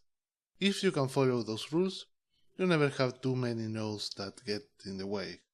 So now let's see an example of how to put these principles to practice. So here I have this super basic sketch. By the way, I made this entirely in Inkscape using the calligraphic tool. Let me know if you would like me to add a lesson on how to sketch directly into Inkscape for those who use pen tablets. Anyway, as you know, by default the pen tool places corner nodes that make these straight lines. So here's my little efficiency tip. Find each corner and place the nodes there. Worry about introducing the curvature once that you have the strokes in place. Handling and manipulating straight lines is way easier than handling curves. So I'm gonna try to trace as much as I can using straight lines. Okay, now that the strokes are in place, use the node tool to curve the straight sections into place. If you need more control, you can always use the handles to fine-tune the curvature. Like I said above, if a curvature follows after another curvature, then you'll need to use a smooth node in the apex. Another nice trick that you can do is to put a corner node in the apex where you know you'll need a smooth node later on. And then after you're done adjusting everything, use the smooth type button in the tool controls of the node tool to smooth the curvature. Then you'll most likely want to adjust the roundness with the handles. One thing you'll see me do all the time is to draw through other shapes and lines.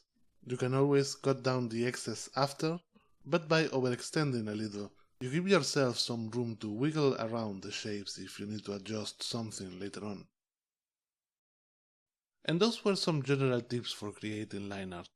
But I want to remind you of a few specific operations and functionality that you're gonna have to be really familiar with every time you want to work with line. So here I have this 4-node stroke. If I delete any of the nodes from any of the two ends, either by using the delete shortcut or the button in the tool controls, this will shorten the stroke. However, if I delete any node or group of nodes that are not the two end nodes, what will happen is that those nodes are gonna disappear, and Inkscape will try to maintain as much as it can the curvature it had previously. Most of the time this is exactly the functionality that you want, so you can control the shape disposition of nodes. However, if you need to work on the line art, maybe cutting a short segment that goes behind another or something like that, then that won't do. The solution is this button over here that says delete segment. Just select 2 or more non-end nodes and click here, and this will remove the section of the stroke. You can only remove a segment between 2 nodes. So if you need to delete an arbitrary segment, just use the node tool to place 2 nodes where you want and then use this button to cut out that segment. One important thing to keep in mind is that while these 2 segments look like they are 2 separated objects, in reality they are not. They are still a single path, but made of 2 path islands. You can clearly see it if you grab the node tool and start moving it around. But what if you want the 2 islands to be 2 separated objects? 2 separated paths that you can move around and operate independent of each other.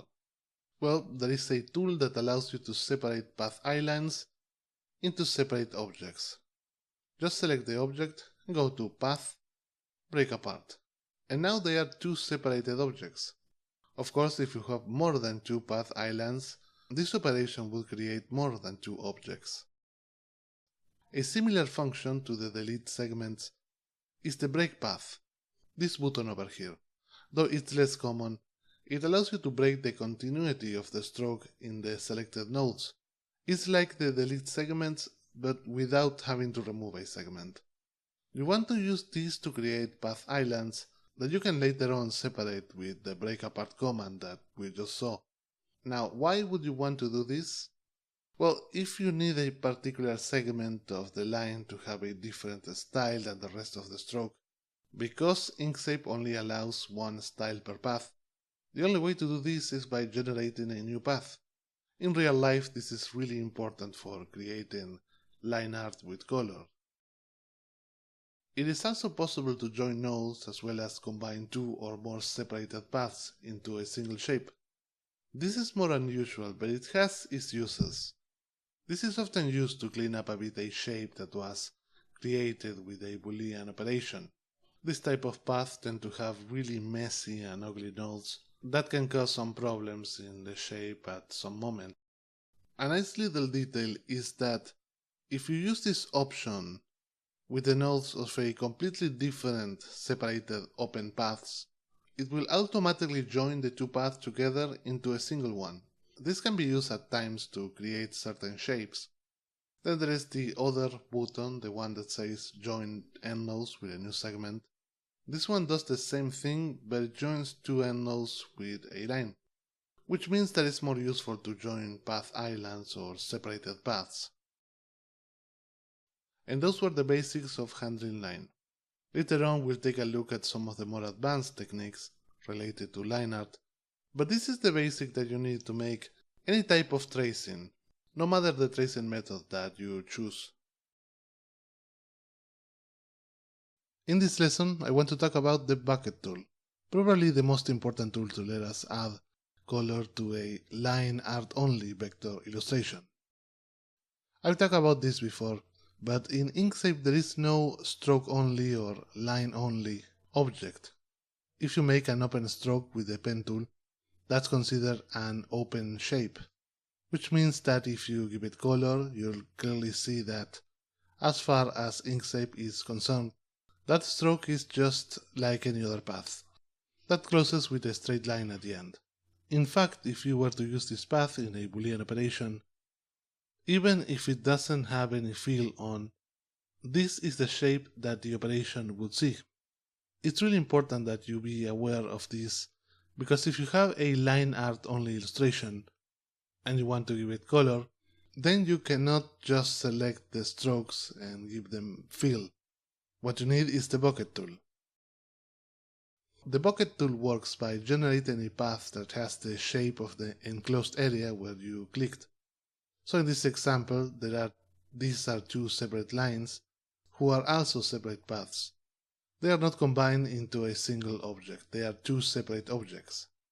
But if I put them together in such a way that they create this enclosed area, I can use the bucket tool and click inside here, and this will generate a path that has the same shape of the enclosed area.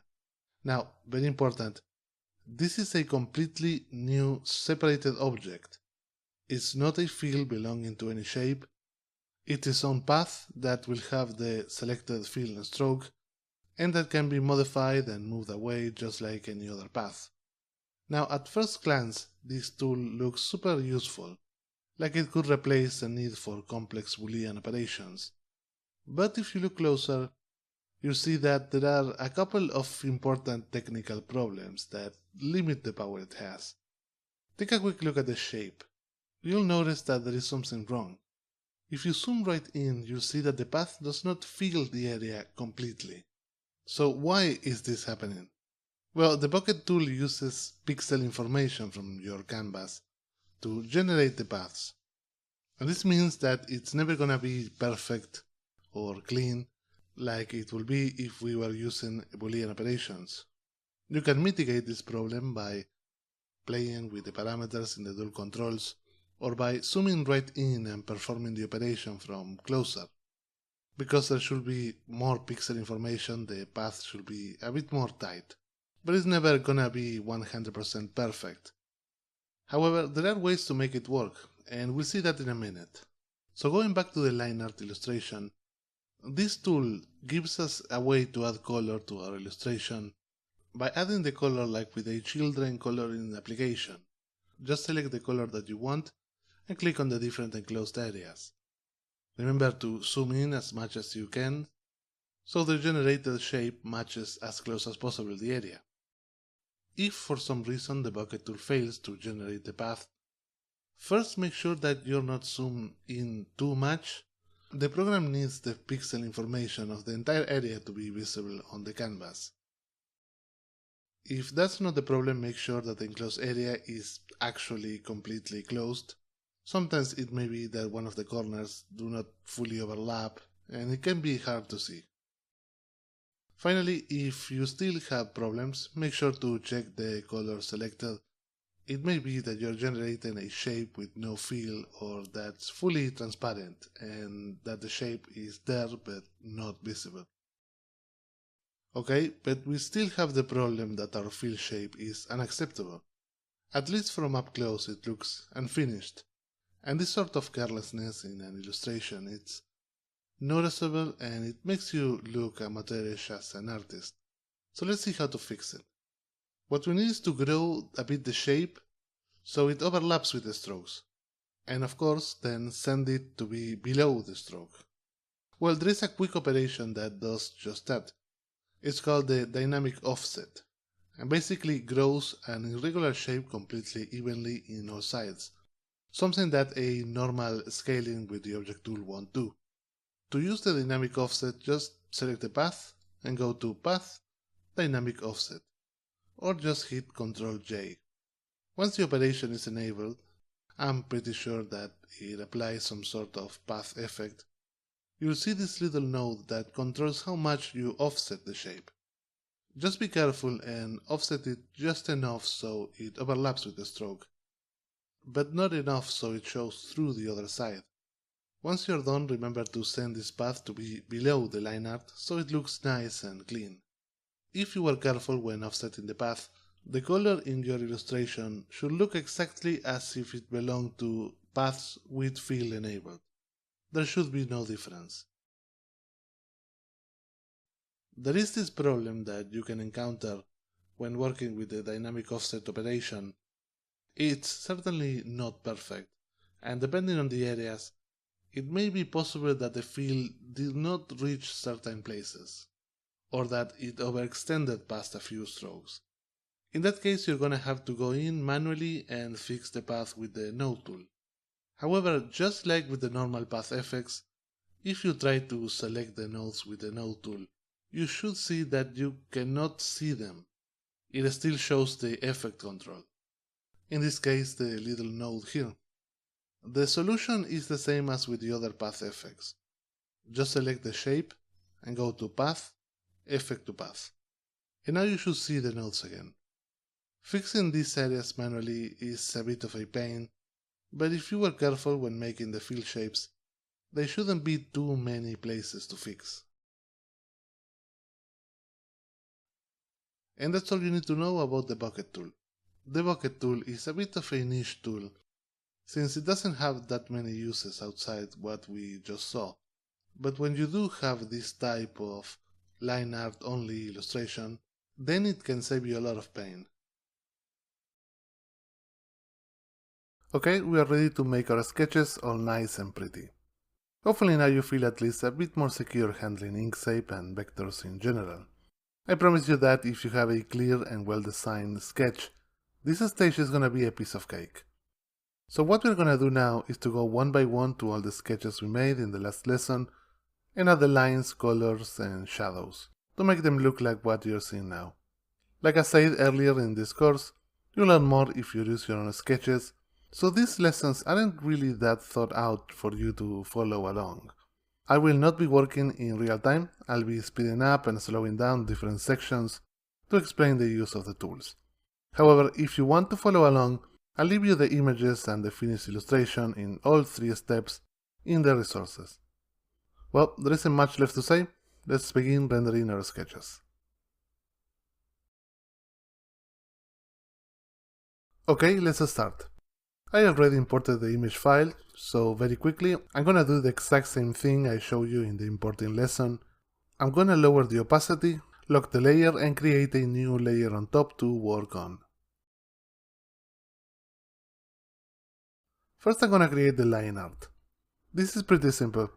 I'm just using the pen tool to trace over the sketch, as faithfully as it makes sense. You'll notice a couple of things I'm doing here. First of all, I'm not tracing the head quite yet. The head is super important and it can be a bit tricky, especially because I have to fix the hair. As I said in the last unit, I'm not satisfied with the hair, so I'm redoing it here on Inkscape. In my opinion, it's best to leave the most complicated stuff for last. And the other thing, you probably noticed that I'm putting the lines super quickly and roughly. So much that the lines don't match that well the sketch.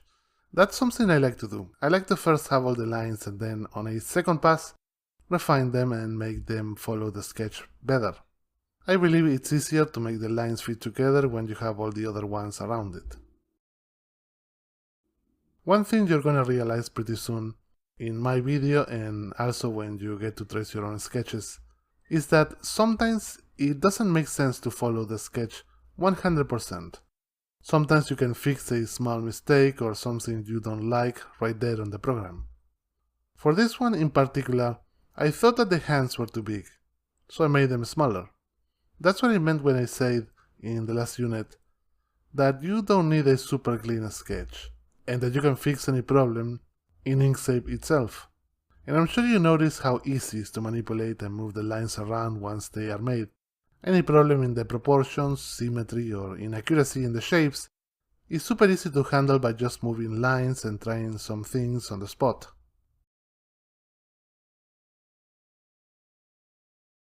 Okay, the body is done. Now it's time for the head. And usually I don't like to use shapes to create parts of the body. I prefer to work as much as I can with the pen tool. But here it makes sense to make the head with a rectangle. I'm gonna round it with the modifier, but I need the top to be flat, so I'm gonna use a difference operation to chop off the top section. If you're not feeling comfortable with Boolean operations, or with shapes in general, you can always skip them completely, and just use the pen tool for everything. but I just feel comfortable doing these operations, and they do save some time for the video, so that's why I'm using them. I mean, there are things that obviously doesn't make sense to use the pen tool, mostly for anything that's completely round, like the glasses or the eyes, but for most things you need to trace, you can safely use the pen tool and it will probably end up looking more natural than using geometrical shapes. Here for the eyelashes, I used some of the line art techniques you saw in the Inkscape section. I just duplicated the circle and chopped off the bottom to create them. Being comfortable with manipulating the lines is essential to trace anything, so go back to the manipulating lines lesson more than once if you feel like you need it. Okay, now for the hair. I really wasn't happy with the way it looked on the sketch, so I decided to fix that on Inkscape itself. The truth is that the pen tool is incredibly powerful. Any shape you can make with your hand and a pencil, you can make it with the pen tool. It's possible to make entire drawings with the pen tool and your mouse. In fact, I have a few courses on drawing characters, backgrounds and game art, all using the pen tool and the mouse and keyboard. So don't underestimate the power of this tool to actually draw if you need. The main problem is that it's considerably slower and clunkier than a pencil, but if you get comfortable with it, you'll unlock a completely new way of drawing. Okay, we are done with the line, more or less. Now it comes one of the most fun, important, powerful and sometimes frustrating parts of the whole process of illustrating with vectors, and that is messing around with the drawing. What I'm gonna do now is to play around with the position and scale and rotation of the lines, to adjust or refine some small things that may be slightly off. In this particular case, since I'm mostly satisfied with the body, I'm gonna mess around with the head and try moving around some things just a bit to see if something looks better.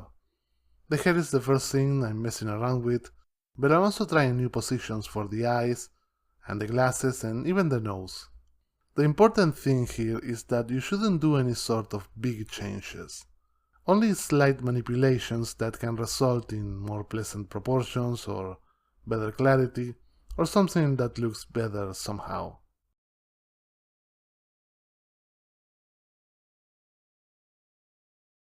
And the line is done. Now it's time to move on to the next step, which is adding the fill and the colors. If you remember from the bucket tool lesson, because most of the illustration is made with open lines, we need to use the bucket tool to generate a fill shape that's gonna work as the color. Just like a children coloring application, it's super fun and fast and easy to do. However, I like to first start by finding all those closed shapes that are closed, the shapes that don't really need to have a fill generator. So this is what I'm doing now. It's possible to use the bucket tool with these shapes, but I don't think it's necessary to artificially use it when simply setting up the fill is enough. So once all those closed shapes have the fill enabled, I'm gonna create the fill shapes with the bucket tool. If you remember from the bucket tool lesson, all you have to do is to zoom right in and click on an enclosed area. If the fill failed to create, make sure there isn't a line that's open or that you have the right fill color. Also remember that this is a created shape, which means that it could have both fill and stroke, so make sure the stroke is disabled. Once you have all the fill shapes in place, remember that you can go and use the dynamic offset to make sure the fill covers up the whole area. I guess that for this particular case, you don't really need to do it, because we are generating the shape from so close and you're gonna be seeing the illustration from a certain distance, you probably won't see too much of the size where the bucket tool shape doesn't reach. But still, it's good practice to go in and make sure everything gets filled in. So I'm doing that for all areas in all characters, even if they are not needed. Now to apply the color to the fill shapes. What colors your character is gonna have, it's up to you. The only tip I can give you is to experiment with the HSL mode, moving the sliders slightly and refining the colors through there.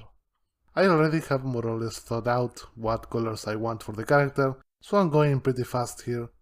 You should take your time, color is an important part of the whole design.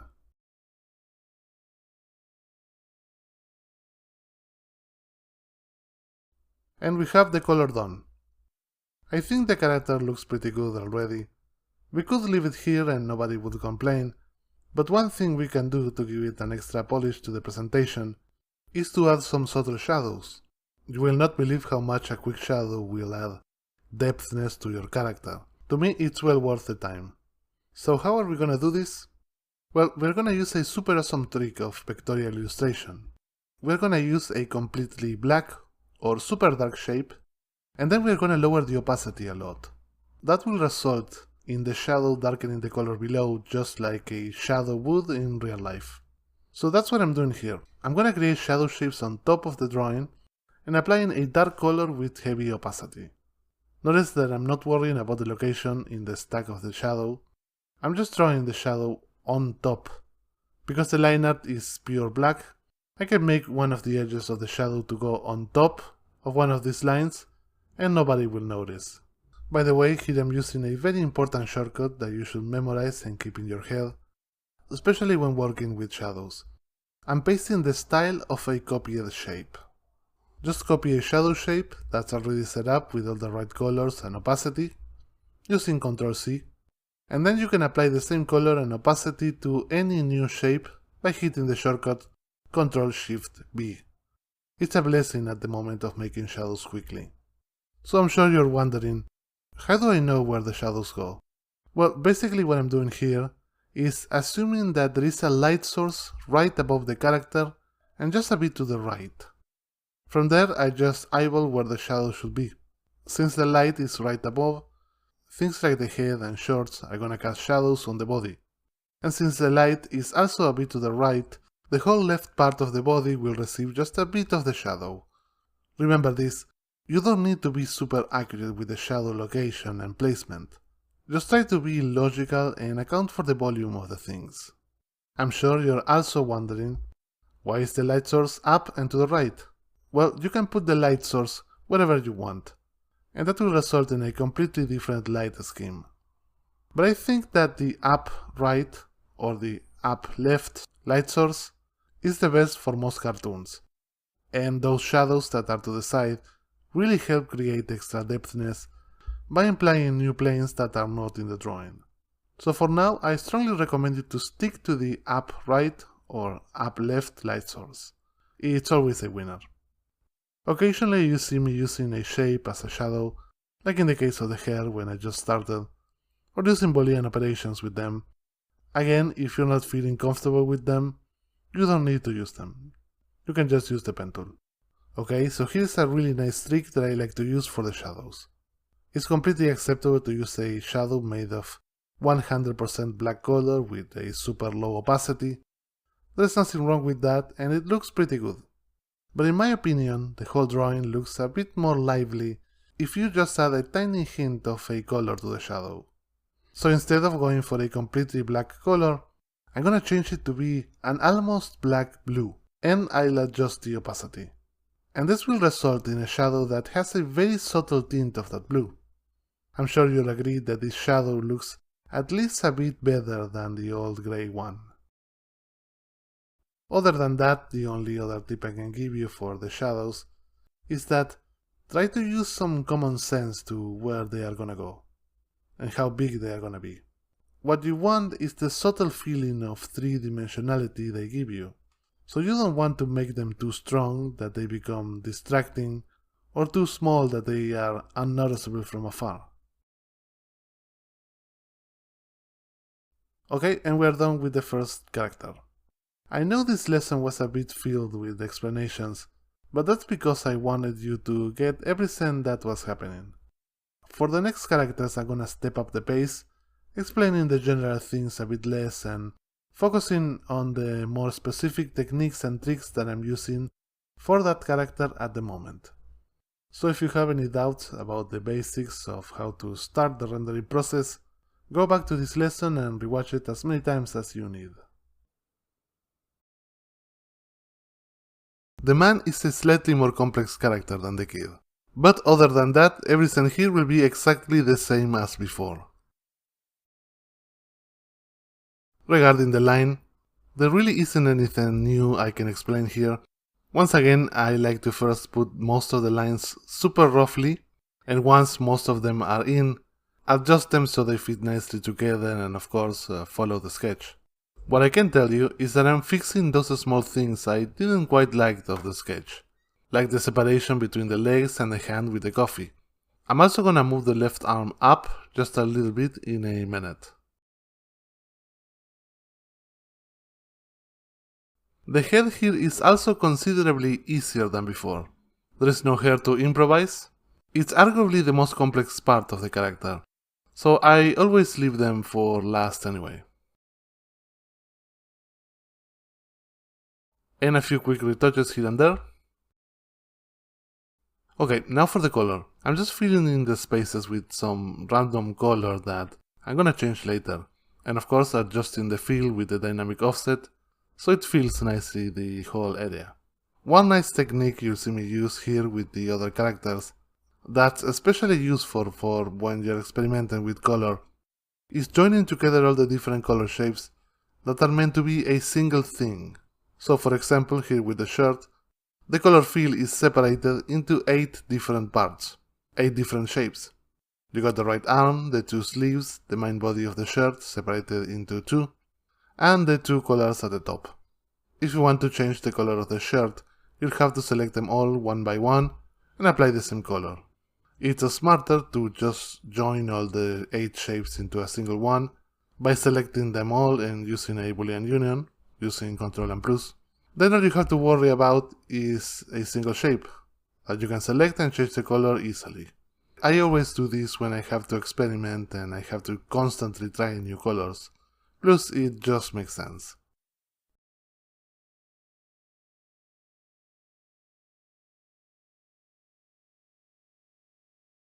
Okay, now for the shadow. Again, this is exactly the same as before. I'm using the same lighting scheme of a light on top and slightly to the right. I'm gonna use this setup for all characters, so they are all consistent. I'm also gonna use the same color for the shadow with all of them. The one new thing I want you to keep in mind here is that the body of this man is considerably bigger. So for the shadow to be noticeable, it has to be bigger. If the shadow is too big or too strong, it will call attention to itself and it will be distracting. It will take away rather than add something to the character. One thing you can do is to play around with the opacity, lowering as to soften the impact of the big shadow, or increasing it to make up for being too small.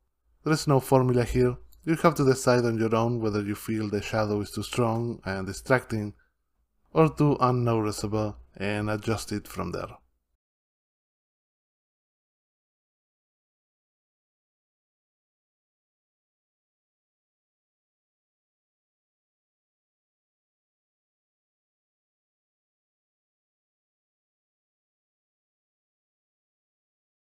Well, the character is done. By the way, I'll let you know that here I forgot to record when I fixed the color of the coffee and when I softened the shadow of the purse, so I did that off recording. It's such a minor thing that I didn't thought it was worth to record it just for that. Anyway, here's the final illustration. I think it looks pretty good. Now to the next one. Now the bellboy. This character is extremely simple, so this is gonna be fast. Right off the bat, we have a bit of a dilemma here. The overall body is very symmetrical, in this position at least. And we could have used a mirror modifier. In fact, I recorded it once using it, but I disliked how mechanical it looked. That's why here I just duplicated the line to the other side. And I embraced the lack of symmetry. That's one of the flaws of working with vector illustration software, is that it can be very easy to just make some things that look too clean, too perfect, with perfect arcs and perfect symmetry. That's why I like to avoid using tons of tools and just go with the trusty old pen tool. That often leads to a more natural, quote-unquote, flaws in the tracing, just like a real-life pencil trace would. But maybe a bit less, of course, since you can manipulate the line as you wish after it's been made. What I'm trying to say is that it's very easy to fall in the trap of using all these advanced tools that a vector software provides to trace a sketch, but that will often result in something that just looks too perfect and mechanical. Stay with the pen tool and the occasional ellipse tool.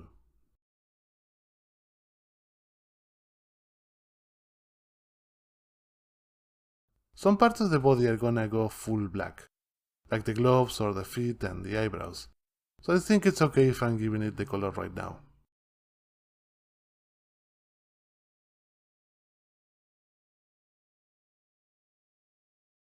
Notice one thing, here I'm using the ellipse tool to make all the buttons. It would have been very easy to just duplicate the ellipse and make 8 perfect copies. But I took the time to scale them and rotate them so they could all look different from each other.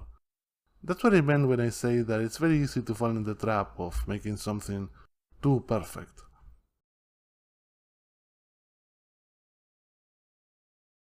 Okay, here I'm following the same process to give it the color. You know the drill? Filling the areas with the bucket tool and using the dynamic offset to make sure they fill them completely.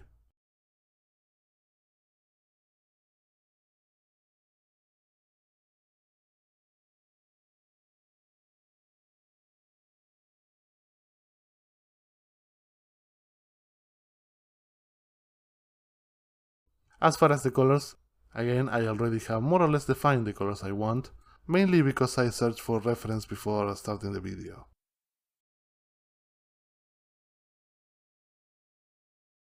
Okay, something very interesting happened here. I was looking at the character with all the colors complete and finished, and I find out that I don't like how wide it is. I feel the face looks a bit too small inside there. But since we are working with vectors here, there is still time to make some simple large-scale adjustments, so I took the object tool and the whole body, minus the face, and squashed down the whole body. I also made the features slightly wider. And now I'm happier with the way it looks. That's another great thing of working with vectors. Unlike with a traditional pixel-based software, it's never too late to fix something you don't like. Regarding the shadows, this is probably the easiest character to add shadows. The whole body is basically a cylinder, so that makes it even simpler.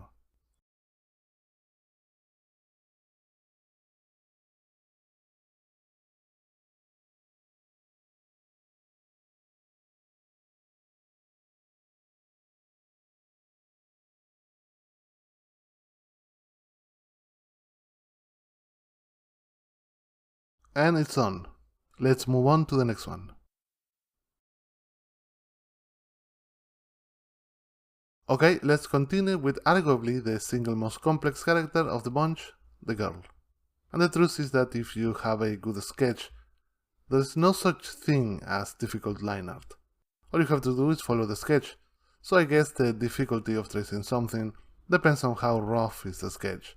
And in this case, at least the line of the sketch is pretty accurate and definitive. There's no surprises or anything to improvise at the moment of making the line. And even in this case, I still prefer to leave the head for the last thing. No matter the sketch, the biggest amount of subtlety and attention to detail has to go to the head and the facial expressions, so it's always gonna be the most difficult part. And you'll see that this will be the case for this sketch. Other than that, the tracing of the body proceeds quite smoothly.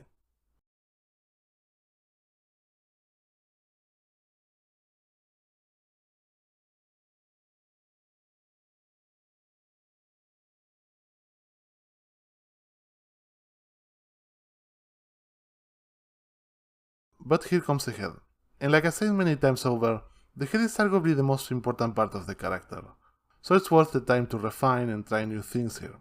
For example, the hair and the eyes are some area that I'm gonna really fight with. I decided to shorten the width of the head a bit, and that required to adjust a few of the other lines. I even made a new hair section because I thought the old one didn't fit. I also changed the shape of the nose to something I liked more. You'll see that even later on, once I put the color, I'm still gonna mess around with it a lot. The head is always something that has to come out the best possible way. Okay, now for the color. Again, I'm gonna do the bucket tool thing with the dynamic offset. I'm sure you're pretty familiar with it by now, so I'm not gonna bother to explain it again. And of course, I'm also giving fill to those few close shapes that are there. I don't think I need to explain more than this. It's the exact same process than with the other 3 characters before. But here's the thing. All the other characters have had extremely simple color schemes. They have been almost monochromatic, except for the bellboy, but even then, he only had 2 colors to pick. That's something you can come up with on the spot. For the girl, I wanted her to be the single most colorful character, or at least the one with the more interesting color scheme. So I came up with the idea of dressing her in contrasting colors, maybe giving her an artificial hair color that pops up. So how do you do this? How do you come up with interesting colors that just fit together? Well, let me give you a tip. If you Google online palette or something like that, you'll find a million of these sites that show you super interesting palettes. If you don't know what a palette is, it's basically a collection of colors that look good together and are pleasant to the eye, and that you can use for your illustrations, whatever it may be. Any of these sites will work. Some of them even give you the ability to search using keywords like pastel or retro or warm. These palettes are a great way to start giving your character those unique colors. Here I found one that I really like, this one.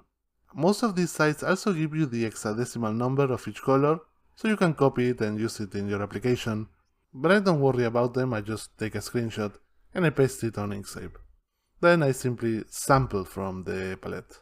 It's very important to note that this palette represents only a starting point for the colors of your character. The truth is that these colors work all nicely together because they are equal size bars all right next to each other. Your character is probably gonna be different. Some areas are gonna be bigger than others, sections that need more attention than others. You'll notice that once I apply the colors I picked from the palette, it kinda works, but it could be better. So what I'm gonna have to do is to refine those colors and make them fit to my character. And that's the very key behind using pre-made palettes. They are just a starting point. Once you have all the colors applied, you have to refine them by eye, until they look harmonious with your character. Just fiddle around with the 3 sliders in the HSL mode from the fill and stroke dialog, and see what happens. The only tip I can give you is that you should try not to move any of the sliders too much to the point they lose the color from the palette. Other than that, just try as many variations as you can. Okay, here's one interesting thing that happened. I felt that the face needed something, and I decided to give her eyeballs. And that brought a new set of problems. I just couldn't get to be happy with the way the eyes looked. You would think that now it's too late for fixing anything considering that we added color and feel and everything. But remember this. Modifying things is super easy when you're working with vectors, even when you are at an advanced stage, because it's so easy and fast to add color and shadow. At most you lose only a few minutes of work by just messing around. That's another reason why I love vectors. So here I spent a really long time making small changes to see how I can give it the look I wanted to the eyes. I started giving her some eyelashes and changing the size of the iris and moving them around a bit. And eventually I got to something I was happy with.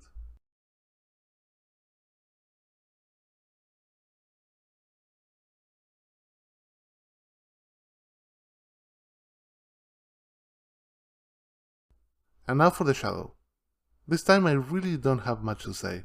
I just created shadow shapes in the same places than before, using the same method and the same shadow color.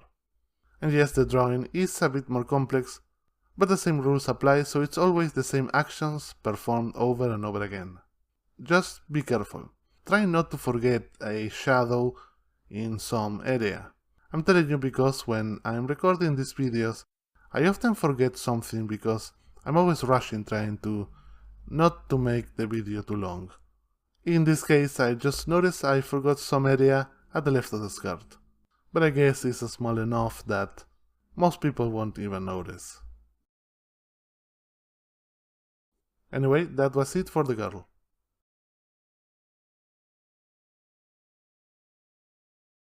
Okay, the final character, the more anatomically realistic one, the female warrior.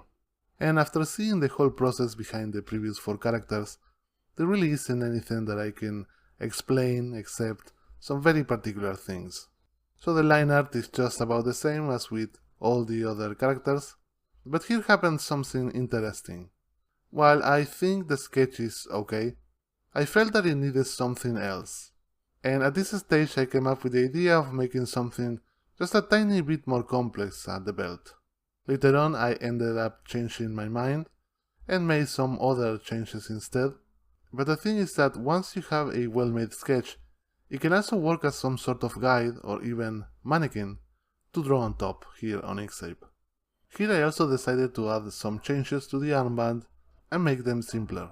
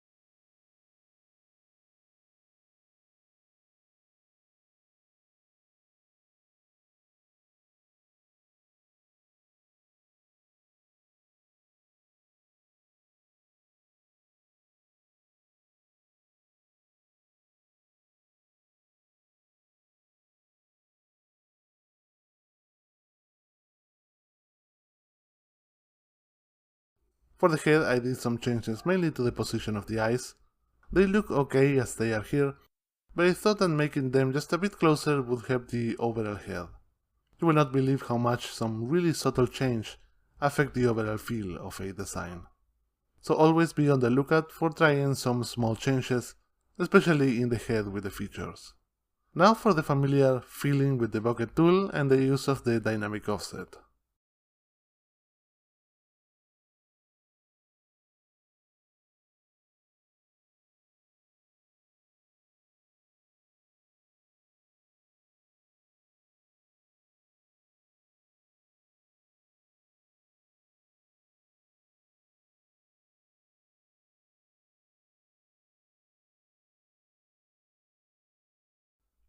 And here I'm also setting the colors as I'm fixing the shapes, which are much simpler than the ones of the girl. Just some classic Roman white with some accentuations here and there.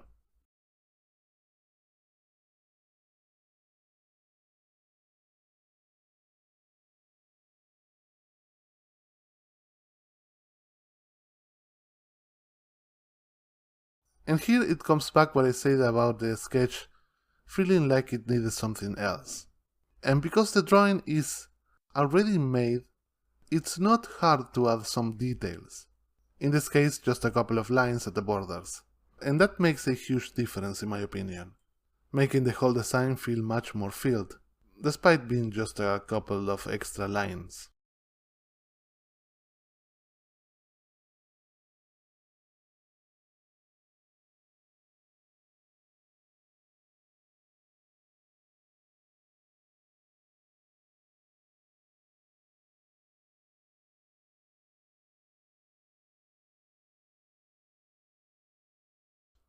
For the shadow is the exact same as with the other characters.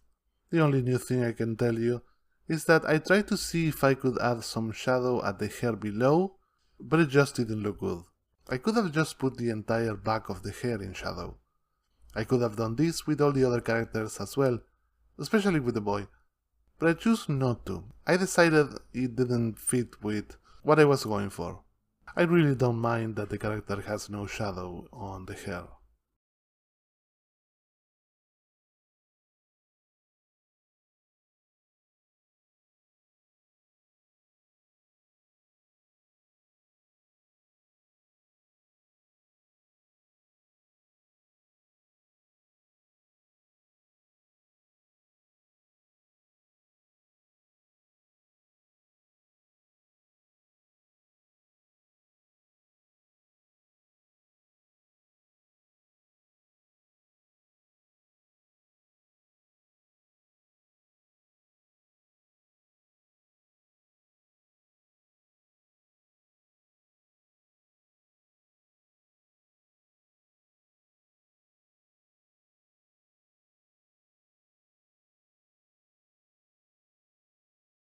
And that's about it for the woman, who is the last character of this course, and also the last lesson.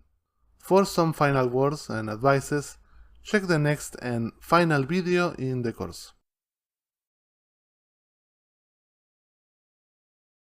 Congratulations on finishing the course.